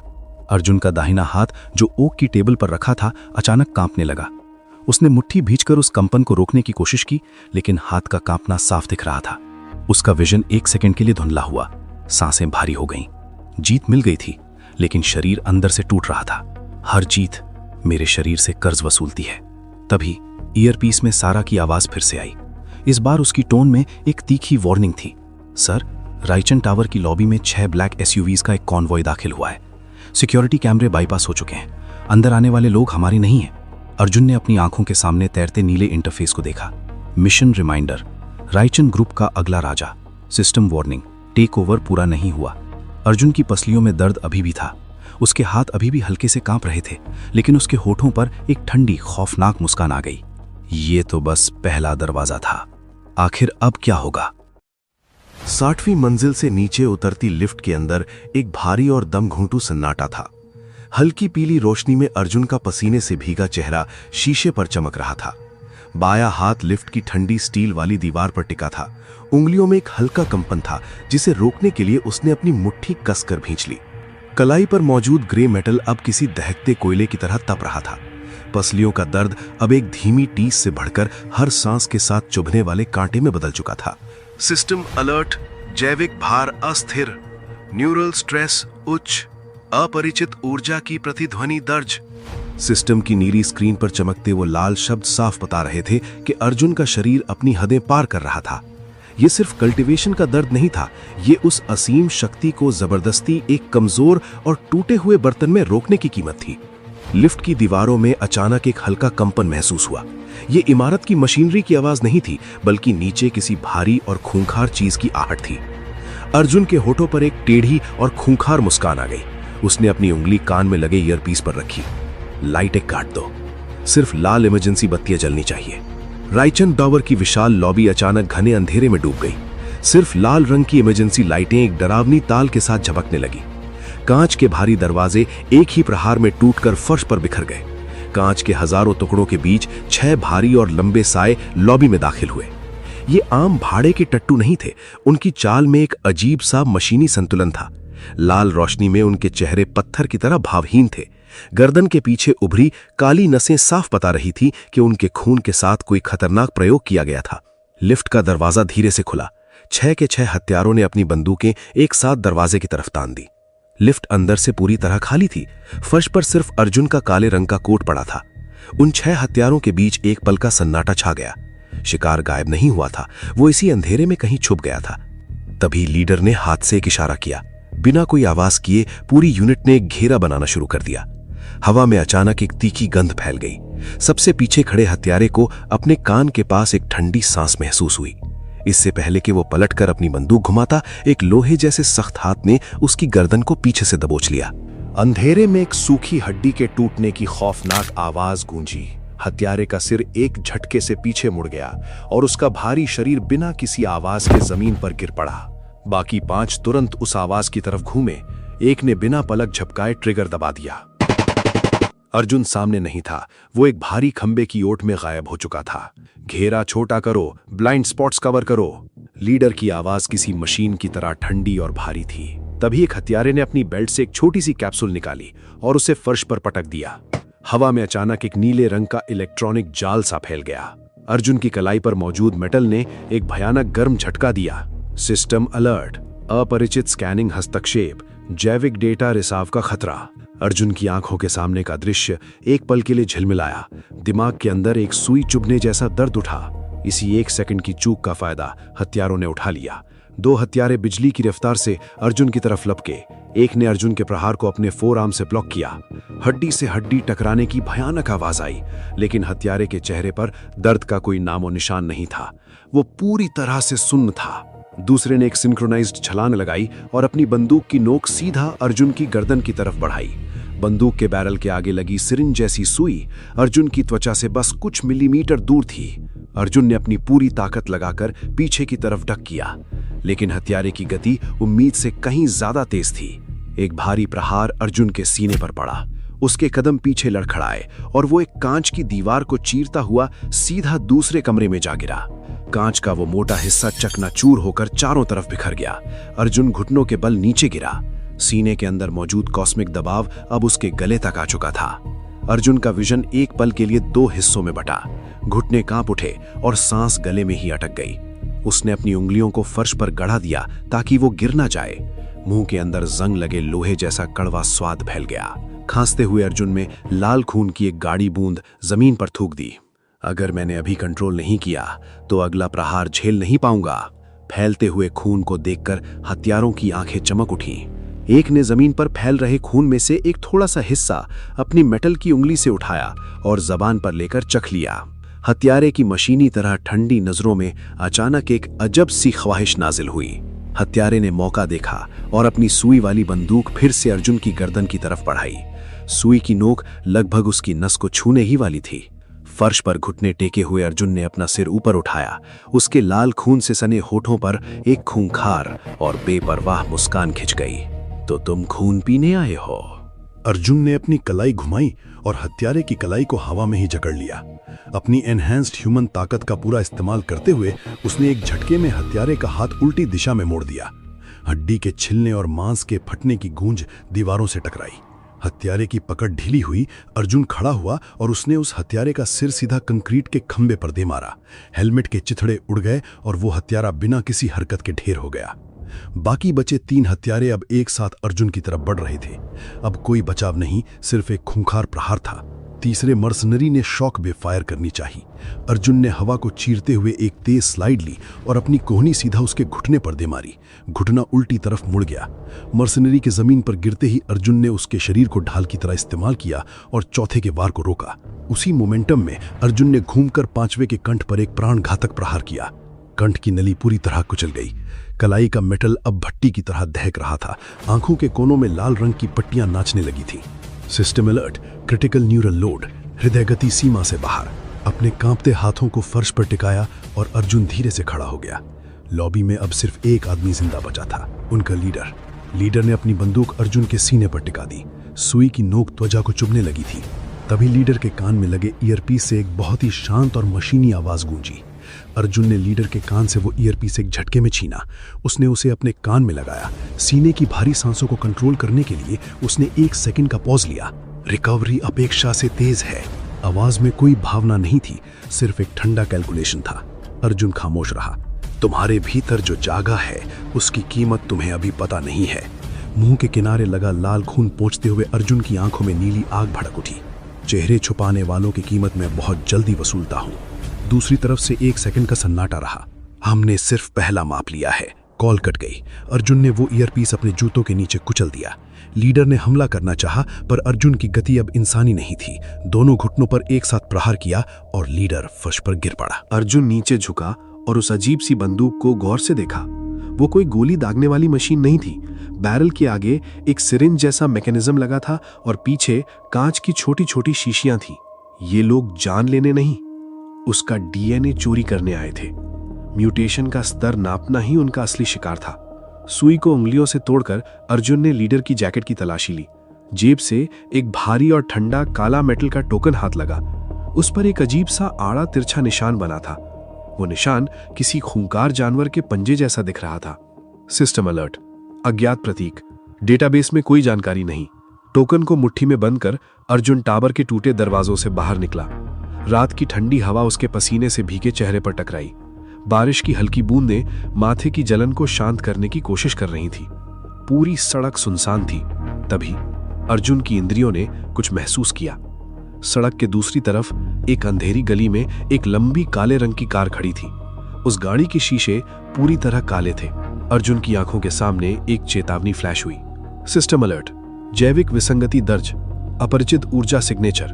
गाड़ी के पिछले शीशे के एक कोने से बर्फीली और चांदी जैसी चमक वाली आंखें उसे घूर रही थीं। खिड़की के किनारे पर रखी लंबी और कोमल उंगलियों ने कांच पर हल्का सा टैप किया। हवा में कुचले हुए जंगली फूलों और किसी बहुत पुरानी खतरनाक ऊर्जा की एक रहस्यमयी महक तैरी।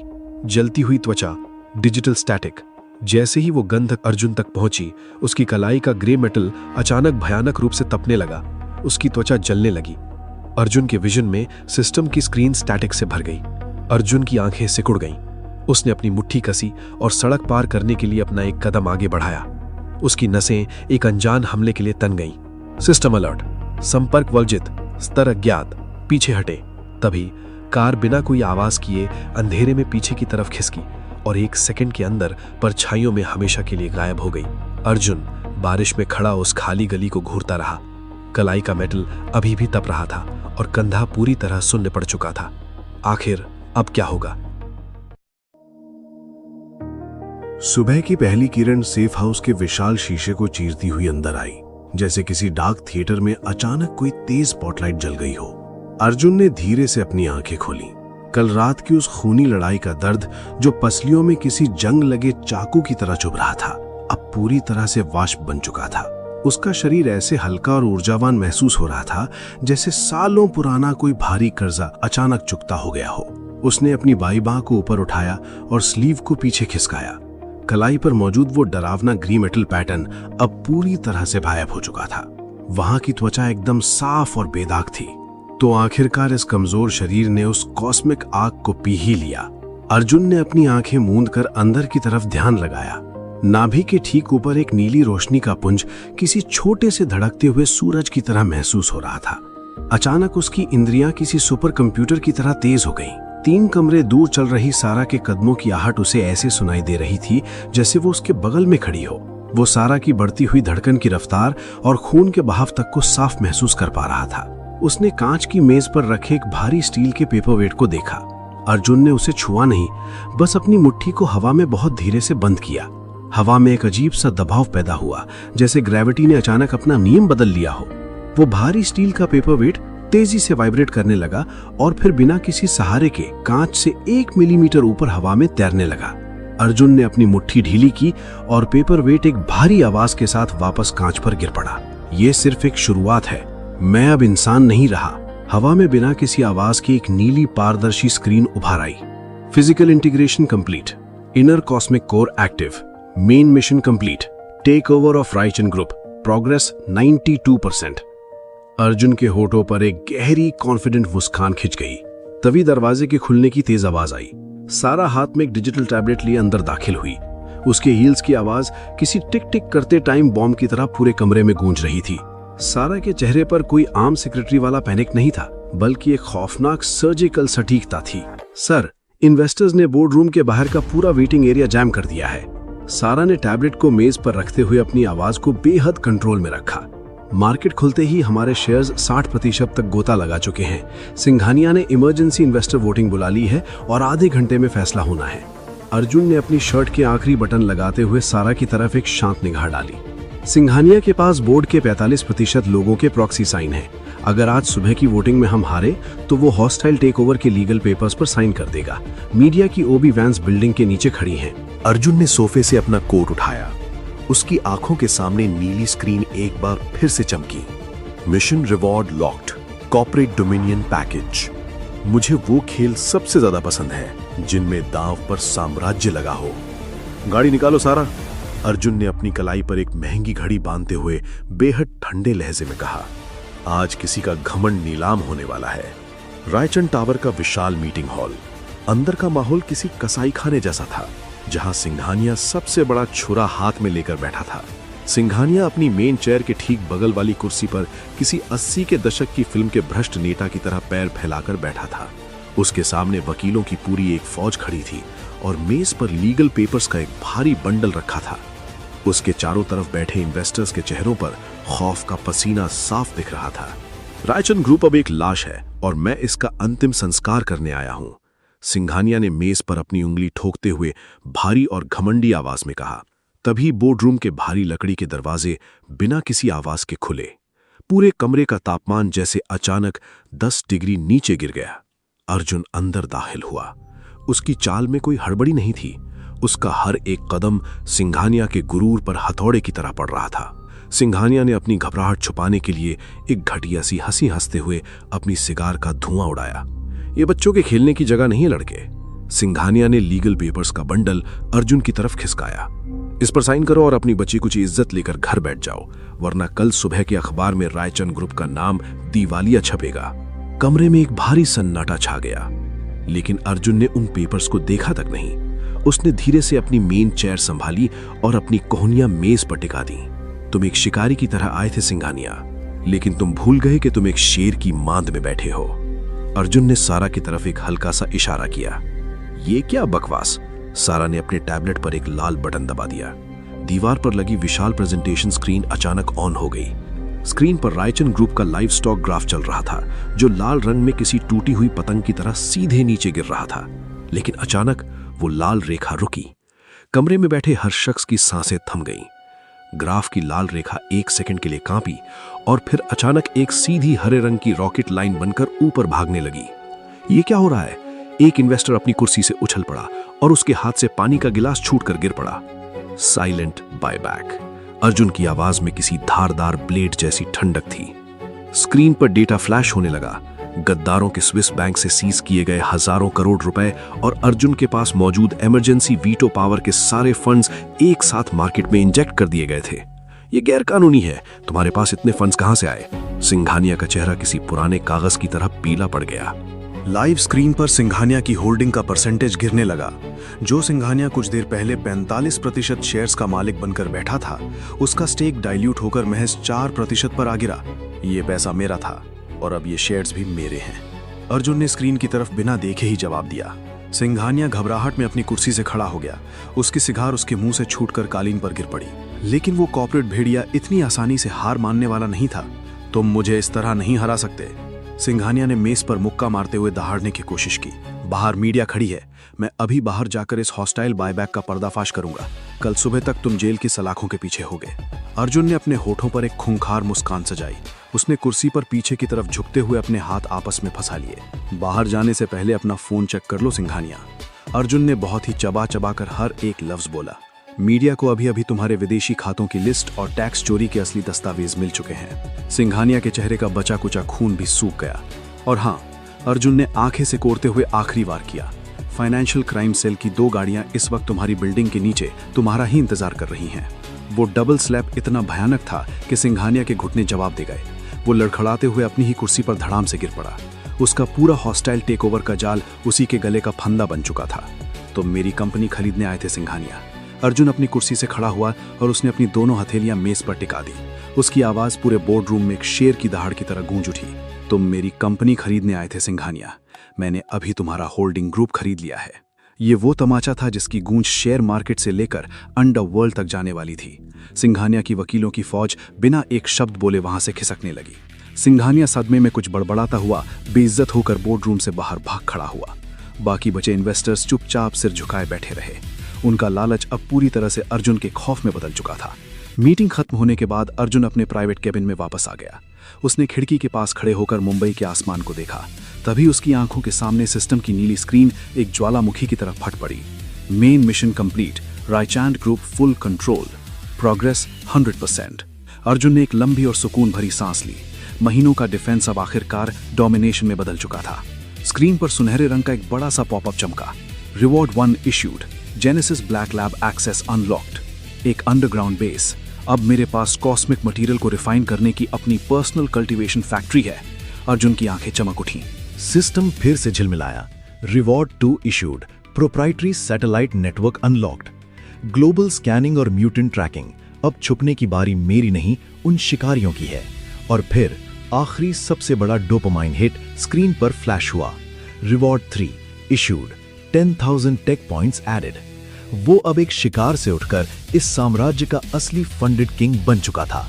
रायचंद ग्रुप अब सिर्फ एक कॉर्पोरेट कंपनी नहीं, उसका सबसे बड़ा रिसोर्स इंजन था। तभी सारा केबिन में दाखिल हुई। उसके हाथ में एक भारी और काले रंग का सील बंद लिफाफा था। सर, ये मुझे सिक्योरिटी वॉल्ट के अंदर मिला, इसके कोई लॉग्स नहीं है। अर्जुन ने मुड़कर वो लिफाफा लिया। वो किसी आम कागज का नहीं, बल्कि एक अजीब से ठंडे और खुरदुरे मेटल का बना हुआ था। लिफाफे के ठीक बीचों बीच वही आड़ा तिरछा किसी खूंखार कीड़े के पंजे जैसा निशान उकेरा हुआ था, वही निशान जो मर्सनरी के टोकन पर था। अर्जुन ने लिफाफा खोला। अंदर एक काले रंग का कार्ड था। उस पर किसी कंपनी या इंसान का नाम नहीं था, सिर्फ एक लोकेशन का कोड, एक तारीख और एक शब्द खून जैसे लाल रंग में लिखा था, दी ऑक्शन। कार्ड को हाथ में लेते ही अर्जुन को अपनी नाभि के पास मौजूद उस नीले कॉस्मिक कोर में एक अजीब सी भयंकर गर्माहट महसूस हुई, जैसे वो कार्ड किसी बहुत ही शुद्ध और खतरनाक ऊर्जा से बना हो।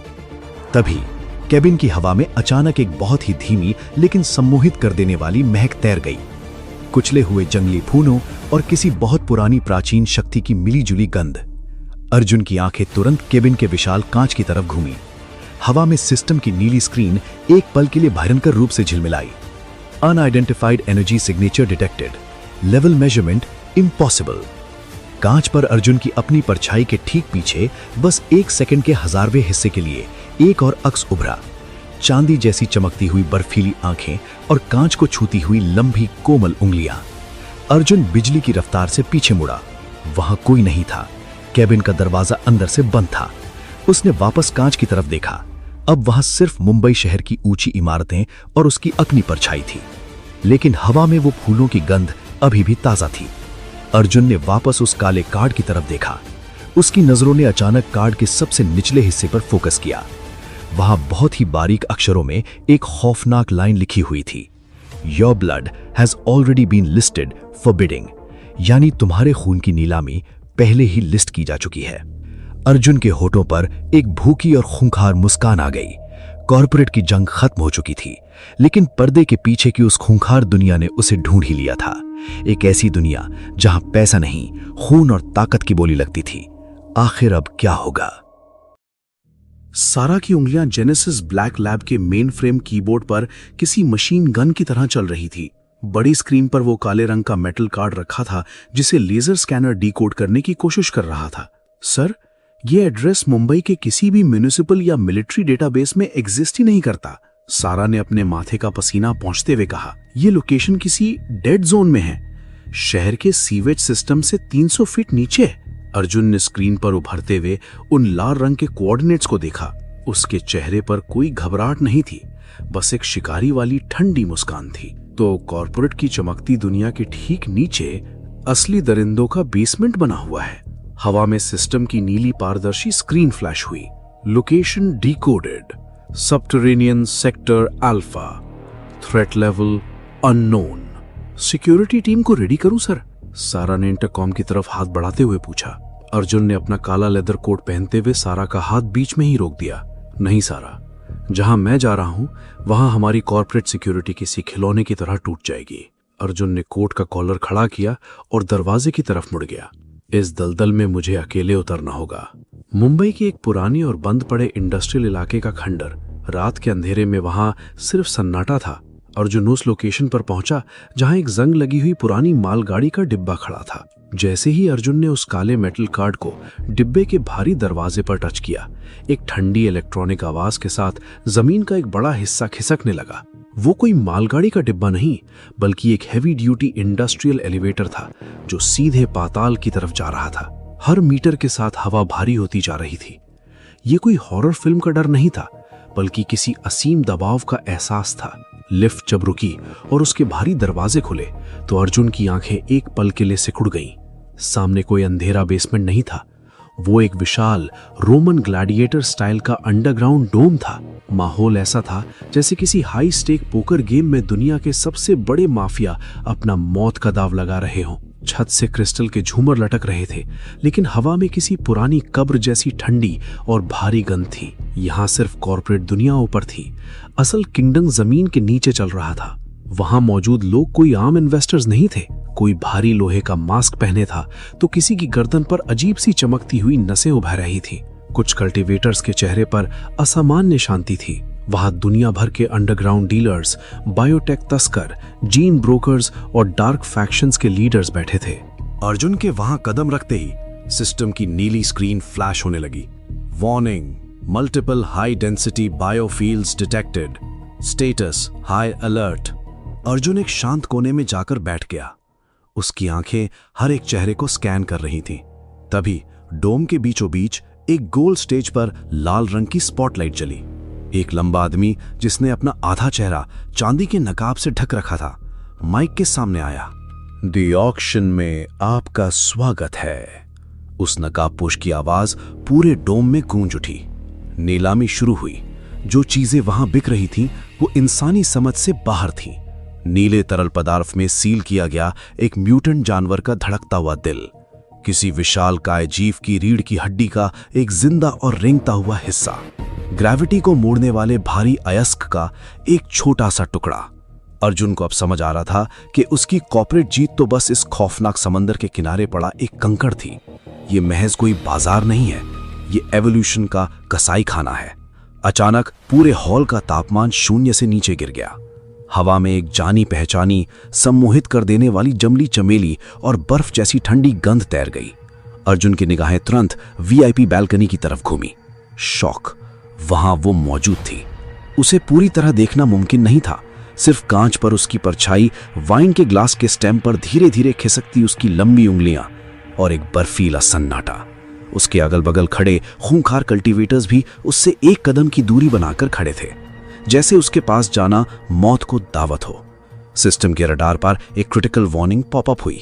Scan failed, biofield distortion detected, data access restricted. System भी इसका डेटा नहीं पढ़ पा रहा है। अर्जुन ने अपनी मुट्ठी हल्की सी कसी।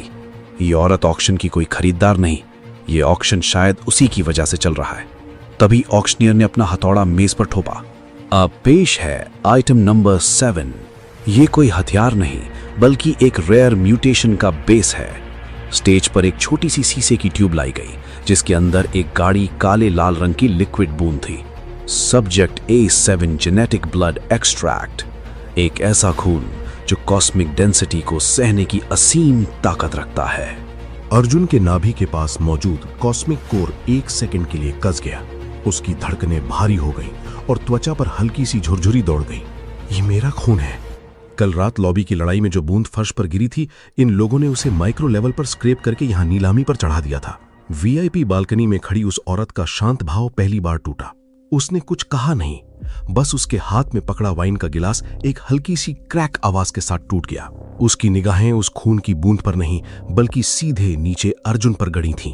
उसकी आंखों में पहचान जैसी कोई ठंडी चमक थी, जैसे उसने अर्जुन में कुछ असामान्य देख लिया हो। अर्जुन ने अपने दांत भींचे। वो आधा खड़ा हुआ और उसका हाथ मेज पर कस गया। इससे पहले कि वो कोई कदम उठाता, ऑक्शनियर ने एक भारी और अजीब सी सीटी बजाई। खामोश, अब वक्त आ गया है आज की रात के सबसे बड़े और आखिरी आइटम का। इसे खरीदा नहीं जाता, ये सभ्यताओं को बदल देता है। 4 भारी बख्तरबंद गार्ड्स एक बहुत बड़ा वैक्यूम चेंबर खींच कर ला रहे थे। चेंबर के अंदर एक छोटा सा टूटा हुआ और भयानक रूप से चमकता हुआ नीले रंग का एलियन क्रिस्टल हवा में तैर रहा था। उस क्रिस्टल के हॉल में आते ही अर्जुन को लगा जैसे हवा अचानक लोहे की तरह भारी हो गई हो। पूरे डोम में एक अजीब सी कॉस्मिक डेंसिटी भर गई थी। तभी अर्जुन की इंद्रियों ने एक बहुत ही अजीब चीज पकड़ी। हवा में जो जंगली चमेली और बर्फ जैसी ठंडी गंध थी, वो क्रिस्टल के आने के साथ अचानक और तेज हो गई थी। ये महक, बालकनी में खड़ी औरत और इस क्रिस्टल में कोई खौफनाक कनेक्शन है। अर्जुन की सांसें अटकने लगी। ये ऊर्जा, अर्जुन ने महसूस किया, ये सिर्फ इस हॉल में नहीं, ये लहर रुक नहीं रही, ये तो दीवारों को चीरकर बहुत दूर तक जा रही है। सिस्टम की स्क्रीन पागलों की तरह चमकने लगी। Warning, alien resonance confirmed, containment limit unknown. Balcony में खड़ी वो सिल्वर आइज वाली औरत अचानक अपनी सीट से खड़ी हो गई। उसने कुछ चिल्लाया नहीं, बस उसके होंठों से बहुत ही ठंडे लहजे में कुछ शब्द निकले जो अर्जुन ने साफ सुने। बहुत देर हो चुकी। उसी पल काले लिबास में दर्जन भर हथियार बंद टैक्टिकल इंट्रूडर्स उस क्रिस्टल को कब्जे में लेने के लिए स्टेज की तरफ लपके। कोई नहीं जानता था कि वो किसके आदमी थे। कंटेनमेंट पहले से ही अनस्टेबल था। एक घबराए हुए इंट्रूडर ने पैनिक में क्रिस्टल को चैम्बर से बाहर खींचने की कोशिश की। कंटेनमेंट टूट गया। कोई आग का गोला नहीं निकला, कोई धमाका नहीं हुआ, बस एक अंधी कर देने वाली नीली रंग की साइलेंट कॉस्मिक वेव चारों तरफ फैल गई। हवा जैसे जम गई, आवाज गायब हो गई। गिरता हुआ कांच, भागते हुए लोग, उठते हुए हाथ, सब अर्जुन की आंखों में एक अस्वाभाविक धीमेपन में तैरने लगे। अर्जुन की इंद्रियां इतनी तेज हो चुकी थीं कि वो समय को धीमेपन में महसूस कर रहा था। वो नीली रोशनी हर एक इंसान की त्वचा और हड्डियों को चीरती हुई तेजी से बाहर की तरफ बढ़ रही थी। पूरा ऑक्शन हॉल उस नीले सन्नाटे में डूब गया। उस खौफनाक कॉस्मिक वेव के बीच जहां सब कुछ धीमा हो चुका था, अर्जुन ने देखा वो सिल्वर आईज वाली औरत उस रेडिएशन से बिल्कुल बेअसर होकर चल रही थी। एक पल के लिए उसकी परछाई अर्जुन की तरफ बढ़ी और फिर वो नीले सन्नाटे में हमेशा के लिए ओझल हो गई। अर्जुन की आंखें फटी की फटी रह गईं। उसका पूरा विजन हैक हो चुका था। सिस्टम की नीली स्क्रीन ने अर्जुन की आंखों के सामने पूरी तरह कब्जा कर लिया और उस पर कुछ ऐसे खौफनाक शब्द चमके जिसने इंसानी इतिहास हमेशा के लिए बदल दिया। Cosmic radiation density surging, planetary dispersion detected, global contamination detected, genetic instability probability escalating. आखिर अब क्या होगा? नीली रोशनी का वो खौफनाक समंदर अब धीरे धीरे पीछे हट चुका था। कुछ मिनट पहले जो तूफान था, उसका असर अभी भी हवा में किसी भारी कोहरे की तरह तैर रहा था। ऑक्शन हॉल के मलबे के बीच हर चीज जैसे अपनी सांस रोक कर पड़ी थी। टूटे हुए कांच के टुकड़े, झुके हुए लोहे के भारी पिलर और फर्श पर बिखरी हुई शराब, सब कुछ उस अजीब नीले सन्नाटे में जमा हुआ लग रहा था। अर्जुन के घुटने अब भी ठंडे फर्श पर टिके थे। उसके नाभि के पास मौजूद कॉस्मिक कोर किसी तेज इंजन की तरह घूम रहा था। यह कोई गॉड मोड या जादुई एहसास नहीं था। हवा इतनी भारी थी कि अर्जुन के फेफड़ों पर दबाव पड़ रहा था, लेकिन उसका कोर उस भारी ऊर्जा को अंदर खींचकर स्थिर कर रहा था। वो इस वेव का पहला शिकार था और शायद पहला इंसान भी जो इससे संभल गया था। हवा में सिस्टम की पारदर्शी नीली स्क्रीन एक शांत ब्लिंक के साथ चमकी, जिस पर एपिसेंटर एक्सपोजर कंफर्म्ड का अलर्ट फ्लैश हो रहा था। अर्जुन का कॉस्मिक कोर अब 10x एब्जॉर्प्शन रेट पर उस भारी ऊर्जा को सोख रहा था और उसकी आंखों के सामने सिस्टम की बायोसिग्नेचर विजन पूरी तरह से एक्टिव हो चुकी थी। अर्जुन ने गहरी सांस लेते हुए अपनी आधी खुली आंखें पूरी तरह खोली। दुनिया अब वैसी नहीं दिख रही थी जैसी कुछ मिनट पहले थी। मलबे और धुएं के उस पार उसे इंसानों के चेहरे नहीं, बल्कि धुंधले लाल और नीले रंग की आकृतियां दिखाई दे रही थीं। सामने पड़े एक डीलर की लाल चमक किसी बुझती हुई मोमबत्ती की तरह धीरे धीरे कम हो रही थी, लेकिन उसी के बगल में एक दूसरी आकृति किसी भट्टी की तरह भड़क रही थी। बाकी भी इसी ऊर्जा से गुजर रहे होंगे। अर्जुन ने अपनी मुट्ठी को हल्का सा कसते हुए सोचा, फर्क सिर्फ इतना है कि मैं इसे पढ़ पा रहा हूं। तभी उसके पीछे से एक भारी और खुरदरी सांस की आवाज आई, जैसे किसी फटे हुए पाइप से हवा लीक हो रही हो। जीरो की प्राइवेट फोर्स का एक कमांडो अब फर्श पर नहीं था। वो खड़ा हो चुका था, लेकिन उसका शरीर किसी पिघले हुए मोम की तरह अजीब आकार ले रहा था। अचानक एक तेज चटक की आवाज गूंजी और उस कमांडो की रीढ़ की हड्डी जैसे किसी ने अंदर से मोड़ दी। उसके चेहरे पर अब कोई डर या इंसानियत नहीं थी, सिर्फ एक आदिम भूख थी। ऊर्जा ने सब कुछ हुआ है। अर्जुन ने उस लाल रंग में धड़कते हुए शरीर को बिना पलक झपकाए देखा। फर्क इतना है कि कुछ शरीर संभल गए और कुछ अंदर से टूट गए। वो कमांडो एक खूंखार दहाड़ के साथ झपटा। अर्जुन ने पीछे हटने की बजाय अपने दोनों हाथ आगे किए और उस भारी शरीर के झटके को सीधे अपने बाजू पर रोका। टकराव इतना भयानक था कि अर्जुन की बांह में दर्द की एक तेज लहर दौड़ी। उसकी हड्डियां चरमरा गईं, लेकिन उसी लहर के साथ उसका कॉस्मिक कोर भी उछला। उसके भीतर की ऊर्जा जैसे उस दर्द को पहचान रही थी और उसे बेकाबू ताकत में बदल रही थी। दर्द अब कमजोरी नहीं। अर्जुन ने दरिंदे की छाती पर एक हथौड़े जैसा प्रहार किया। अब वो इस नई ताकत का स्टीयरिंग व्हील बन चुका है। दरिंदा हवा में उछला और टूटे हुए स्टेज के लोहे से जाकर टकराया। वो दोबारा उठने के लिए तड़पा, लेकिन अर्जुन पहले ही वहां पहुंच चुका था। एक ही झटके में अर्जुन का घुटना कमांडो की ठीक छाती के बीच में पड़ा और उसका हाथ दरिंदे की गर्दन पर गया। हड्डी टूटने की एक सूखी चरमराहट गूंजी और वो विकृत शरीर वहीं हमेशा के लिए शांत हो गया। अर्जुन ने धूल झाड़ते हुए अपनी सांसें संभाली। उसने मलबे के बीच चारों तरफ देखा। वीआईपी बालकनी अब पूरी तरह खाली थी। वो सिल्वर आइज वाली औरत जा चुकी थी, लेकिन हवा में उसकी जंगली चमेली जैसी ठंडी महक अब भी मंडरा रही थी। वो यहां सिर्फ देखने आई थी। अर्जुन की आंखें सिकुड़ गईं और शायद सबसे पहले समझ भी वही गई थी। अर्जुन की आंखों के सामने सिस्टम की स्क्रीन एक पल के लिए ग्लिच हुई। रेडार उस औरत का डेटा स्कैन फील्ड दिखा रहा था, क्योंकि वहां एक ऐसा भयानक बियो फील्ड डिस्टॉर्शन था जिसने अर्जुन के सारे डेटा एक्सेस को रिस्ट्रिक्ट कर दिया था। अर्जुन ने वो काला ऑक्शन कार्ड अपनी लेदर जैकेट में दबाया और भारी इंडस्ट्रियल एलिवेटर की तरफ बढ़ गया। लिफ्ट का भारी दरवाजा खुला और अर्जुन मुंबई के पुराने इंडस्ट्रियल इलाके की सड़क पर आ गया। सुबह की हल्की लाली आसमान में छा रही थी। दूर हाईवे पर ट्रकों की आवाजें थीं। किसी चाय की दुकान से भाप उठ रही थी। नीचे पाताल में दुनिया बदल चुकी थी, लेकिन ऊपर शहर अभी भी सांस ले रहा था, जैसे कुछ हुआ ही ना हो। ये शांति सुकून देने वाली नहीं, बल्कि बहुत डरावनी थी। तभी सामने बिजली के खंभे पर बैठे गौरैयों के झुंड ने अजीब हरकत की। वे उड़े नहीं, बल्कि पागलों की तरह एक दूसरे पर झपट पड़े। छोटी चोंचें एक दूसरे की गर्दन नोच रही थीं और हवा में खून की नन्ही बूंदें बारिश की तरह गिरने लगी। पास की एक गहरी नाली से खड़खड़ाहट हुई और दर्जनों मोटे चूहों का झुंड एक साथ बाहर निकला। वे किसी बिल्ली से डरकर नहीं भाग रहे थे, वे सीधे सड़क के बीचों बीच किसी अनदेखी आवाज का पीछा कर रहे थे। सड़क के किनारे एक बुजुर्ग आदमी अचानक घुटनों के बल गिरा। उसका शरीर बुखार से तप रहा था और उसकी नसों में एक अजीब सा नीला रंग उभरने लगा था। शहर अभी टूटा नहीं है। अर्जुन ने उस आदमी को तड़पते हुए देखा। बस उसकी नसों में कुछ जागने लगा है। तभी अर्जुन के ईयरपीस में एक तेज स्टैटिक फटा। सर, क्या आप सुरक्षित हैं? सारा की आवाज ईयरपीस में किसी सूखे पत्ते की तरह कांप रही थी। अर्जुन ने खून से सने उन पक्षियों को देखते हुए बेहद ठंडे और कंट्रोल्ड लहजे में जवाब दिया, मैं ठीक हूं सारा। जेनेसिस ब्लैक लैब का रडार क्या कह रहा है? सर, सैटेलाइट नेटवर्क पिछले 15 मिनट में पूरे शहर में हजारों अननोन बायोलॉजिकल स्पाइक्स रिकॉर्ड कर रहा है। कीबोर्ड पर सारा की उंगलियां पागलों की तरह चल रही थीं। हॉस्पिटल्स के बाहर लंबी कतारें लग गई हैं। लोग अचानक सड़कों पर चक्का खाकर गिर रहे हैं। न्यूज चैनल्स इसे कोई रहस्यमयी दिमागी बुखार बता रहे हैं। किसी को भी वायरस मत बोलो सारा। अर्जुन की आवाज में एक ऐसा ठहराव था जो एक नए साम्राज्य के लीडर का होता है। ये वायरस नहीं है, ये नई दुनिया की पहली सांस है। सारा एक पल के लिए खामोश हो गई। रायचंद टावर के बेसमेंट को सील कर दो। अर्जुन ने आसमान की तरफ देखते हुए अपना पहला सामरिक आदेश दिया। सारे कॉर्पोरेट गार्ड्स को अंदर लॉक कर दो, कोई बाहर नहीं जाएगा। लेकिन क्यों सर, पूरी बिल्डिंग सील? क्योंकि बाहर जो शुरू हुआ है वो अब रुकने वाला नहीं है। तभी अर्जुन की स्मार्ट वॉच पर एक लाल सिग्नल पागलों की तरह ब्लिंक करने लगा। जेनेसिस के ग्लोबल रडार ने एक massive bio signature spike detect किया था। स्क्रीन पर लोकेशन मुंबई आउटस्कर्ट्स एक्सप्रेसवे दिखा रही थी और खतरे का स्तर सीधा थ्रेट लेवल एक्सट्रीम पर जा चुका था। एक्सप्रेसवे का लाइव फीड मेरी वॉच पर डालो, अर्जुन ने बिना पलक झपकाए आदेश दिया। कुछ ही सेकंड में स्मार्ट वॉच की छोटी सी स्क्रीन पर तबाही का एक लाइव नजारा चमक उठा।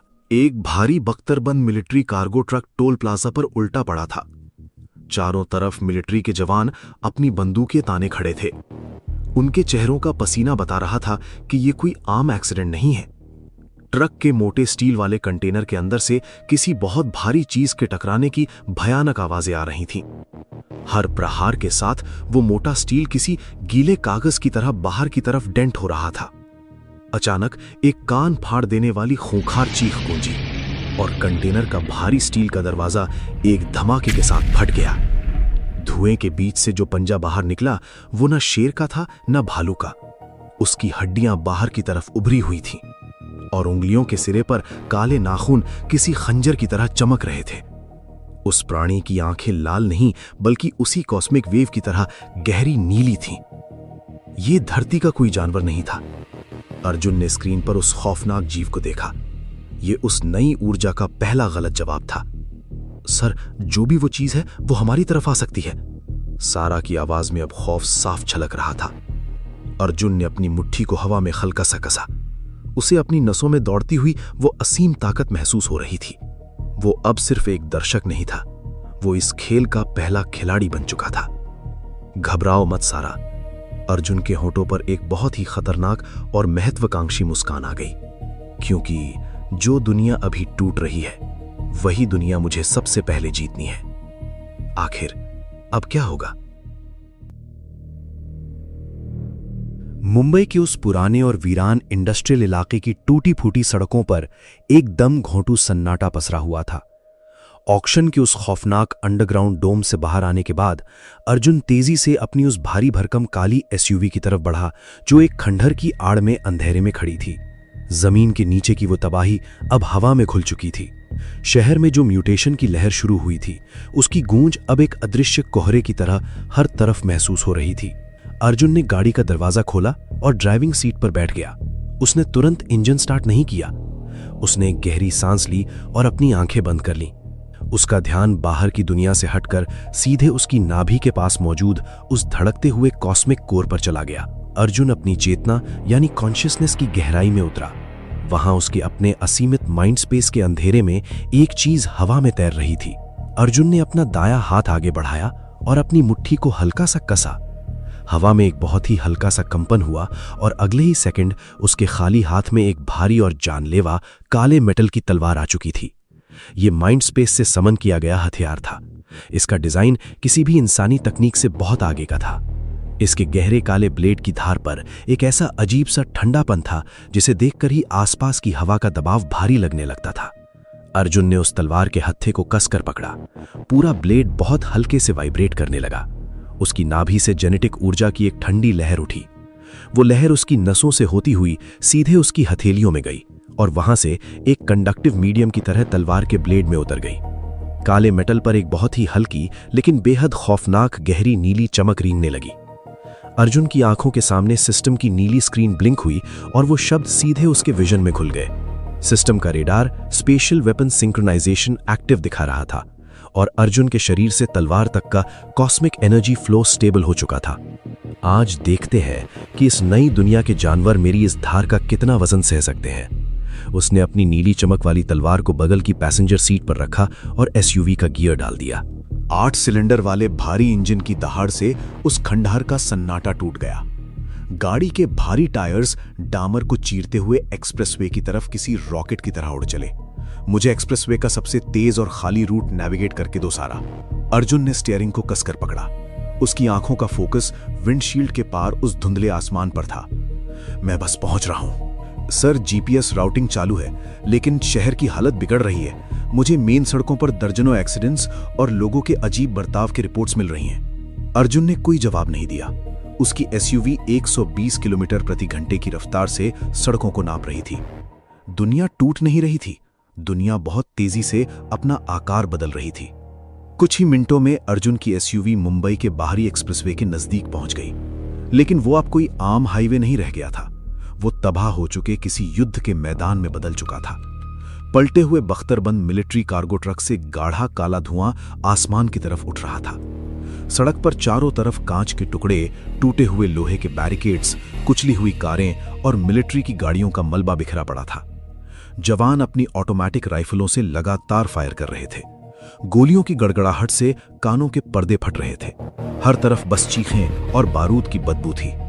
लेकिन वो गोलियां उस धुएं के बीच मौजूद विशालकाय जानवर की खाल से टकराकर बस चिंगारियां छोड़ रही थीं। उस दरिंदे की स्किन डेंसिटी इतनी भयानक हो चुकी थी कि गोलियां उसे छील भी नहीं पा रही थीं। अचानक एक भारी चीख के साथ वो दरिंदा धुएं को चीरते हुए पूरी तरह बाहर आ गया। उसे देखकर किसी भी आम इंसान का दिल काम करना बंद कर दे। उसकी हड्डियां किसी भयंकर जेनेटिक म्यूटेशन के कारण उसकी खाल को फाड़कर बाहर निकली हुई थीं, जो उसकी पीठ और कंधों पर किसी प्राकृतिक आर्मर की तरह लग रही थी। उसके जबड़े से गाढ़ा और काला लार डामर पर टपक रहा था, जहां गिरते ही डामर किसी तेजाब की तरह जलने लगता था। उसके पंजे किसी एसयूवी के बोनट जितने चौड़े और भारी थे। उसकी आंखें लाल नहीं थीं, बल्कि उसी कॉस्मिक वेव की तरह गहरी नीली थीं, जो किसी जलती हुई भट्टी की तरह चमक रही थीं। एक जवान पसीने से लथपथ होकर पीछे हटने लगा। उसकी राइफल की मैगजीन खाली हो चुकी थी और उसके हाथ बुरी तरह कांप रहे थे। दरिंदे ने एक खूंखार दहाड़ मारी और अपने एक ही झटके में पास खड़ी मिलिट्री जीप को हवा में उछाल दिया। वो भारी मिलिट्री जीप हवा में कई कलाबाजियां खाती हुई सड़क पर गिरी और पूरी तरह चकनाचूर हो गई। बचे हुए जवानों की आंखों में अब मौत का असली खौफ साफ दिखने लगा था। ये धरती का कोई आम जानवर नहीं था। ये नई दुनिया की तबाही का जीता जागता पहला दानव था। तभी हाईवे के दूसरे छोर से एक काली एसयूवी तेज रफ्तार से आती हुई दिखाई दी। वो गाड़ी सड़क पर टायर्स की घिसटने की कान फोड़ू आवाज के साथ ड्रिफ्ट मारते हुए रुकी। टायर्स के घर्षण से सफेद धुआं उठने लगा। गाड़ी का दरवाजा खुला और अर्जुन बाहर निकला। उसके हाथ में वही काले मेटल की तलवार थी। हवा में उड़ती हुई धूल, खून और बारूद की उस बदबू के बीच वो बिल्कुल शांत खड़ा था। दरिंदे ने अपनी नीली आंखों से मुड़कर अर्जुन की तरफ देखा। उस दानव की आंखों में एक आदिम भूख थी, जो इंसान के मांस को नोचकर अपनी प्यास बुझाना चाहती थी। लेकिन अर्जुन की आंखों में कोई डर नहीं था। वहां सिर्फ एक ठंडे शिकारी का नशा था। अर्जुन ने कोई लंबा भाषण नहीं दिया, ना ही कोई हीरो वाली पोज बनाई और ना ही अपनी जगह पर खड़ा होकर इंतजार किया। वो इस दुनिया का पहला कल्टीवेटर था और उसे पता था कि सरवाइव करने का एक ही तरीका है, हमला। उसने सीधे उस दानव की तरफ चार्ज किया। उसकी स्पीड अब इंसानी लिमिट्स को बहुत पीछे छोड़ चुकी थी। डामर पर उसके भारी जूतों की रगड़ से चिंगारी निकली और वो हवा को चीरते हुए किसी तोप के गोले की तरह आगे बढ़ा। अर्जुन ने हवा में एक शानदार छलांग लगाई। उसने दोनों हाथों से तलवार के हत्थे को कसकर पकड़ा, अपनी बॉडी का पूरा मोमेंटम सेट किया और गुरुत्वाकर्षण का इस्तेमाल करते हुए अपनी पूरी शारीरिक ताकत के साथ ब्लेड को दरिंदे के चौड़े कंधे पर दे मारा। एक बहरा कर देने वाली धातु के टकराने की आवाज आई। ये आवाज वैसी थी जैसे दो भारी मालगाड़ियां आपस में पूरी रफ्तार से भिड़ गई हों। आसपास खड़े जवानों को दर्द के मारे कान बंद करने पड़े, लेकिन उम्मीद के मुताबिक खून का फवारा नहीं फूटा। दरिंदे का हाथ कटकर जमीन पर नहीं गिरा, तलवार उसकी मोटी खाल पर टकराई, भयानक चिंगारियां उड़ी और सिर्फ एक बहुत ही उथला सा घाव हुआ जिसमें से नीले रंग का खून हल्का सा रिसने लगा। इसके स्केल्स किसी टैंक के आर्मर से भी ज्यादा सख्त हैं। अर्जुन ने अपने दांत भींचे। उस भारी टकराव से अर्जुन के हाथों में एक भयानक झंझनाहट दौड़ गई। उसकी कलाई की नसें तन गई और हत्थे पर उसकी पकड़ एक पल के लिए ढीली पड़ गई। दरिंदे ने दर्द की बजाय गुस्से में एक खौफनाक दहाड़ मारी। उसने अपना विशाल पंजा अर्जुन की तरफ पूरी ताकत से घुमा दिया। वो हवा को चीरता हुआ अर्जुन की छाती की तरफ किसी मौत के हथौड़े की तरह आ रहा था। अर्जुन हवा में था, पीछे हटने का कोई रास्ता नहीं था। उसने तुरंत अपनी तलवार को ढाल की तरह बीच में किया और पंजे को ब्लॉक करने की कोशिश की, लेकिन उस प्रहार का वजन किसी 10 पहिए ट्रक जितना भारी था। अर्जुन उस भारी झटके को रोक नहीं पाया। तलवार के ब्लेड ने पंजे को चीरा जरूर, लेकिन वो वार अर्जुन को उड़ा ले गया। वो हवा में कई मीटर पीछे की तरफ एक टूटी हुई गुड़िया की तरह फेंका गया। वो सीधे हाईवे के डामर पर जाकर गिरा और कई मीटर तक घिसटता चला गया। उसके इम्पैक्ट से सड़क का वो हिस्सा टूट गया और धूल का एक बड़ा गुबार आसमान में उठ गया। सन्नाटा छा गया। जवानों ने अपनी सांसें रोक ली। धूल के उस गुबार के बीच से अर्जुन ने खांसते हुए जमीन पर अपना हाथ टेटा और धीरे से उठने की कोशिश की। उसकी सांसें उखड़ी हुई थीं, पूरा शरीर दर्द से चीख रहा था। तलवार का हत्था पकड़ने वाले हाथ की हथेली बुरी तरह छिल गई थी। उसकी त्वचा फट गई थी और खून की बूंदें निकलकर टूटे हुए डामर पर टपक रही थीं। उसकी बांह की नसों में दर्द की एक तेज लहर दौड़ रही थी। सर, फिजिकल फोर्स काम नहीं कर रही है। उसकी स्किन डेंसिटी बहुत हाई है। ईयरपीस में सारा की खौफजदा आवाज चीख रही थी। आपको वहां से निकलना होगा। अर्जुन ने जमीन पर घुटने के बल बैठते हुए अपनी तलवार को पलट कर देखा। काले मेटल की उस मजबूत ब्लेड पर एक नॉर्मल सा स्क्रैच आ गया था। उस दानव की खाल सिर्फ साधारण शारीरिक ताकत से नहीं कटने वाली थी। उसने गहरी सांस ली। शरीर का दर्द उसे कमजोर नहीं कर रहा था, बल्कि उसके दिमाग को और भी तेज कर रहा था। उसने अपने कांपते हुए हाथ की मुट्ठी को और कसकर तलवार के हत्थे पर जमा लिया। उसकी हथेली का गाढ़ा खून मेटल पर लगकर चमक रहा था। सिर्फ शारीरिक ताकत से काम नहीं चलेगा। अर्जुन ने अपनी आंखें सिकोड़ लीं और उस गुर्राते हुए दरिंदे को देखा। मुझे अपनी जेनेटिक ऊर्जा को पूरी तरह से इस ब्लेड की धार पर फोकस करना होगा। अंधी ताकत को कॉस्मिक धार में बदलना होगा। अर्जुन ने अपनी सांसों को एकदम धीमा किया। बाहर की दुनिया का शोर, गोलियों की आवाज, जवानों की चीखें, सब कुछ उसके दिमाग से गायब हो गया। उसकी नाभि में घूमता हुआ कॉस्मिक कोर एक जोरदार झटके के साथ सिंक्रोनाइज हुआ। एक बहुत भारी और गर्म जेनेटिक ऊर्जा की पल्स उठी। वो पल्स उसकी पसलियों और नसों को चीरते हुए सीधे उसके हाथों से होकर तलवार के ब्लेड में उतर गई। काले मेटल के ब्लेड के किनारों पर एक गहरी नीली चमक फिर से उभरी, लेकिन इस बार वो चमक शांत नहीं थी। वो किसी भूखे जानवर की तरह भड़क रही थी। सिस्टम का विजन उसकी आंखों में फ्लैश हुआ।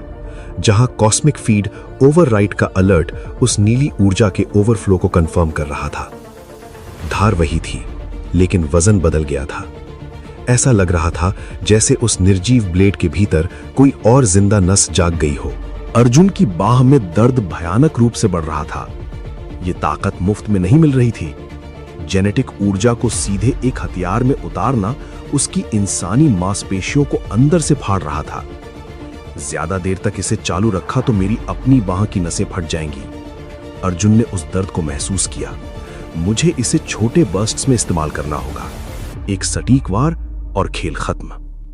इस असहनीय दर्द के बावजूद अर्जुन के चेहरे पर एक ऐसी खूंखार मुस्कान आ गई जो सामने खड़े उस विशालकाय दानव से भी ज्यादा खतरनाक थी।